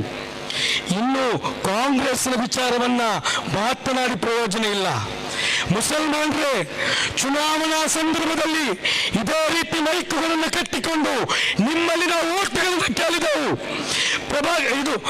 BR ಭಾಸ್ಕರ್ ಪ್ರಸಾದ್ ಅಂತವರನ್ನ, ಅಬ್ದುಲ್ ಮಜೀದ್ ಅಂತವರನ್ನ, ರಿಯಾಜ್ ಬಂಗಿಪೇಟೆ ಅಂತವರನ್ನ, ಆಲ್ಫಾನ್ಸೋ ಫ್ರಾಂಕೋರ್ ಅಂತವರನ್ನ, ಯಮನಪ್ಪ ಗುರುನಾಥ್ ಅಂತವರನ್ನ ನೀವು ವಿಧಾನಸೌಧಕ್ಕೆ ಕಳುಹಿಸಿಕೊಳ್ಳುವಂತ ಹೇಳಿ ಈ ಮುಸ್ಲಿಂ ಸಮುದಾಯದೊಂದಿಗೆ, ಇಲ್ಲಿನ ಉಲಾಮಗಳೊಂದಿಗೆ, ಇಲ್ಲಿನ ಉಮರಾಗಳೊಂದಿಗೆ, ಇಲ್ಲಿನ ಮುಸ್ಲಿಂ ಸಂಘಟನೆಗಳೊಂದಿಗೆ ನಾವು ದಂಬಾಲು ಬಿದ್ದೆವು. ನೀವು ತಯಾರಾಗಲಿಲ್ಲ, ನೀವು ಈ ಕೆಲಸಕ್ಕೆ ತಯಾರಾಗಲಿಲ್ಲ. ಸಮುದಾಯದ ಮತವನ್ನ ನೀವು ಒಗ್ಗೂಡಿಸಿಕೊಂಡು ಕಾಂಗ್ರೆಸ್ಗೆ ಅಧಿಕಾರವನ್ನು ಕೊಟ್ರಿ. ಇವತ್ತು ನೀವು ಕಣ್ತುಂಬಿಕೊಳ್ಬೇಕು. ಕಾಂಗ್ರೆಸ್ ನೀವು ಹಾಕಿದಂತಹ ಮತಗಳಿಗೆ ಋಣವನ್ನು ತೀರಿಸ್ತಾ ಇದೆ.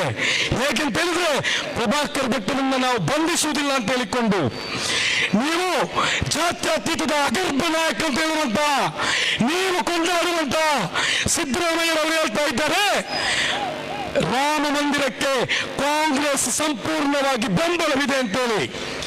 ನಾವು ಈ ಸಮುದಾಯದೊಂದಿಗೆ ಹೇಳ್ತಾ ಇದ್ದೇವೆ, ರಾಮ ಮಂದಿರಕ್ಕೆ Social Democratic Party of India Babri ಮಸ್ಜಿದನ್ನ ಧ್ವಂಸಗೊಳಿಸಿದಂತ ಆ ಜಾಗದಲ್ಲಿ ತಲೆ ಎತ್ತುತ್ತಾ ಇರುವಂತಹ ರಾಮ ಮಂದಿರಕ್ಕೆ ನಾವು ಖಂಡಿತವಾಗಿಯೂ ಕೂಡ ಒಪ್ಪುವುದಿಲ್ಲ. ಇಲ್ಲಿ ಈಗಾಗಲೇ ಭಾಸ್ಕರ್ ಪ್ರಸಾದ್ ಹೇಳಿದ್ರಲ್ಲ, ಶಬರಿಯನ್ನ ಸ್ನೇಹಿಸಿದಂತಹ, ಶೂದ್ರನಿಗೆ ಗೌರವವನ್ನು ಕೊಟ್ಟಂತ, ಸೀತೆಗೆ ಮರ್ಯಾದೆಯನ್ನು ಕೊಟ್ಟಂತ ರಾಮನನ್ನು ನಾವು ಗೌರವಿಸ್ತೇವೆ ಹೊರತು ಪ್ರಭಾಕರ ಭಟ್ಟನ ಬಾಯಲ್ಲಿ ಬರುವಂತ, ಮೋದಿಯ ಬಾಯಲ್ಲಿ ಬರುವಂತ, ಯೋಗಿಯ ಬಾಯಲ್ಲಿ ಬರುವಂತ ವಿಷಕಾರಿ ರಾಮನನ್ನು ನಾವು ಒಪ್ಪುವುದಿಲ್ಲ ಅನ್ನೋದನ್ನ ಬಹಳ ಸ್ಪಷ್ಟವಾಗಿ ಹೇಳ್ತೇವೆ. ಈ ಸಮುದಾಯ ಇದನ್ನು ಅರ್ಥ ಮಾಡಿಕೊಳ್ಬೇಕು.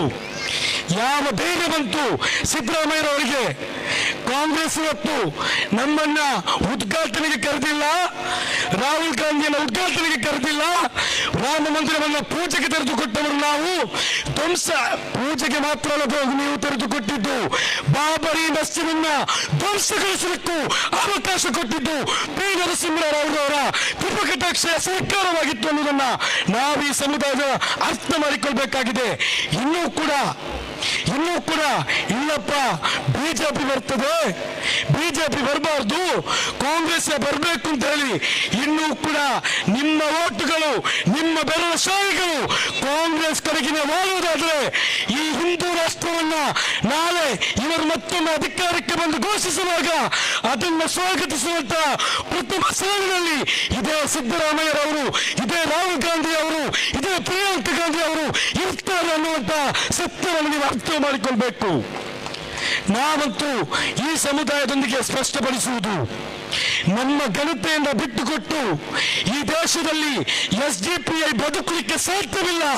ನಮ್ಮ ಘನತೆಗಾಗಿ ನಮ್ಮ ಒಬ್ಬ ಕಾರ್ಯಕರ್ತ ಉಳಿಯುವವರೆಗೂ ಕೂಡ ನಾವು ಪ್ರಾಣ ತೆತ್ತಾದರೂ ಕೂಡ ಈ ದೇಶದ ಪ್ರಜಾಪ್ರಭುತ್ವ, ಈ ದೇಶದ ಸಂವಿಧಾನವನ್ನ ಉಳಿಸಲಿಕ್ಕೆ ಕಟಿಬದ್ಧರಾಗಿದ್ದೇವೆ ಅನ್ನೋದನ್ನು ನಾವು ಹೇಳಲಿಕ್ಕೆ ಇಚ್ಛಪಡ್ತಾ ಇದ್ದೇವೆ. ಇನ್ನು ಕೇಸು ದಾಖಲಿಸಿದಂತವರು ನಮ್ಮ ಮಹಿಳೆಯರು ನಿಮ್ಮ ಸ್ಟೇಷನ್ಗೆ ಬಂದು, ಸರ್ ನಮಗೆ ಪ್ರೊಟೆಸ್ಟ್ ಮಾಡಲಿಕ್ಕೆ ಅನುಮತಿ ಕೊಡಿ ಅಂತ ಕೇಳಿದ್ರೆ ನೀವು ಕೇಸು ದಾಖಲಿಸ್ತೀರಿ. ಆ ಕೇಸು ದಾಖಲಿಸಿದಂತ ಬಂಟ್ವಾಳ ತಾಲೂಕಿನ ಪೊಲೀಸ್ ಠಾಣೆಯ ಸಬ್ ಇನ್ಸ್ಪೆಕ್ಟರ್ಗೆ Social Democratic Party of India ಬಹಳ ಸ್ಪಷ್ಟವಾಗಿ ಹೇಳ್ತಾ ಇದೆ, SDPIಯ ರಾಜ್ಯ ಸಮಿತಿಯಲ್ಲೂ ವಕೀಲರಿದ್ದಾರೆ, SDPI ರಾಜ್ಯ ಸಮಿತಿಯಲ್ಲೂ ಕಾನೂನನ್ನ ಹೈಕೋರ್ಟ್ನಲ್ಲಿ ಹೇಗೆ ನಿಭಾಯಿಸಬೇಕು ಅನ್ನುವಂತ ಬಹಳ ಸ್ಪಷ್ಟವಾಗಿ ಗೊತ್ತಿರುವಂತ ವಕೀಲರಿದ್ದಾರೆ. ಹಾಗಾಗಿ ನಿಮ್ಮ ತಲೆದಂಡೇನಿಲ್ಲ, ಈ ಕಾನೂನಿನ ಮುಖಾಂತರ ಯಾವ ರೀತಿ ಮಾಡಬೇಕು ಅನ್ನೋದು ನಮಗೆ ಗೊತ್ತಿದೆ ಅನ್ನೋದನ್ನ ಬಹಳ ಸ್ಪಷ್ಟವಾಗಿ ಹೇಳ್ತಾ ಇದ್ದೇವೆ.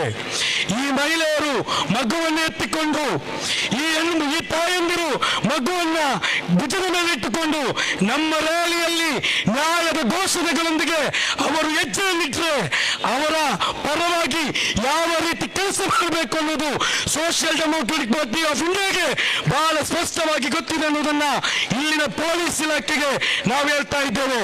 ಇನ್ನು ನಮಗೆ ಹೇಳಲಿಕ್ಕಿರುವಂತಹದ್ದು, ನಮ್ಮ ಸಮುದಾಯದೊಂದಿಗೆ ಹೇಳಲಿಕ್ಕಿರುವಂತಹದ್ದು ಇನ್ನು ಹೋರಾಟದ ದಿನಗಳಾಗಿವೆ.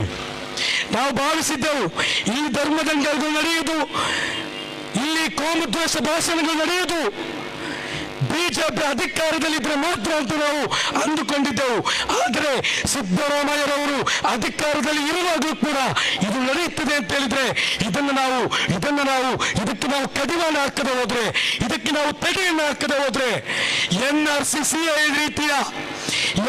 CA ಮಾದರಿಯ ರೈತ ಹೋರಾಟ ಮಾದರಿಯ ಚಳುವಳಿಗಳಿಗೆ ಈ ಮುಸ್ಲಿಂ ಸಮುದಾಯ, ಈ ದಲಿತ ಸಮುದಾಯ ಮುಂದುವರಿಯದೆ ಹೋದ್ರೆ ನಮ್ಮನ್ನ ತಲೆ ಎತ್ತಿ ಸ್ವಾಭಿಮಾನದಿಂದ ನಡೆಯಲಿಕ್ಕೆ ಈ ಬಿಜೆಪಿ ಮತ್ತು ಕಾಂಗ್ರೆಸ್ ಸಮ್ಮತಿಸಲಿಕ್ಕಿಲ್ಲ ಅನ್ನುವಂತ ಸತ್ಯವನ್ನು ನಾವು ಅರ್ಥ ಮಾಡಿಕೊಂಡು ಮುಂದಿನ ದಿನಗಳಲ್ಲಿ ಈ ದೇಶದಲ್ಲಿ, ಈ ರಾಜ್ಯದಲ್ಲಿ ಸ್ವಾಭಿಮಾನದ ಸಮುದಾಯವಾಗಿ ಮುಂದೋಗ್ಲಿಕ್ಕೆ ನಾವೆಲ್ಲರೂ ಕೂಡ ಸೋಷಿಯಲ್ ಡೆಮೋಕ್ರೆಟಿಕ್ ಪಾರ್ಟಿ ಆಫ್ ಇಂಡಿಯಾದ ಜೊತೆ ಕೈ ತೋರಿಸಬೇಕಂತ ಕೇಳಿಕೊಳ್ಳುತ್ತಾ, ಹಿಜಾಬ್ ಆಗಲಿ, 2B ಮೀಸಲಾತಿ ಆಗಲಿ, ಕಾಂತರಾಜ್ ಆಯೋಗದ ವರದಿಗಳಾಗಲಿ ಎಲ್ಲಿಯಾದರೂ ಕೆಲವೇ ದಿನಗಳಲ್ಲಿ ಈ ರಾಜ್ಯದಲ್ಲಿ ಘೋಷಣೆಯಾದ್ರೆ, ಮರುಸ್ಥಾಪನೆಯಾದ್ರೆ ಕಾಂಗ್ರೆಸ್ಗೆ ಲೋಕಸಭೆ ಚುನಾವಣೆಯನ್ನು ಎದುರಿಸಬಹುದು.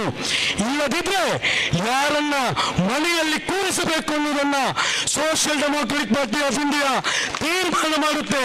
ಆಗ ನೀವು ಅವರನ್ನ ಕಳುಹಿಸಿ, ಇವರನ್ನ ಕಳುಹಿಸಿ ನಮ್ಮನ್ನ ರಾಜ್ಯ ಪಂಚಾಯತ್ಗೆ ಮಾಡಲಿಕ್ಕೆ ಬರಬಾರ್ದು ಅನ್ನೋದನ್ನ ನಾವು ಕೇಳಿಕೊಳ್ತಾ ಇದ್ದೇವೆ.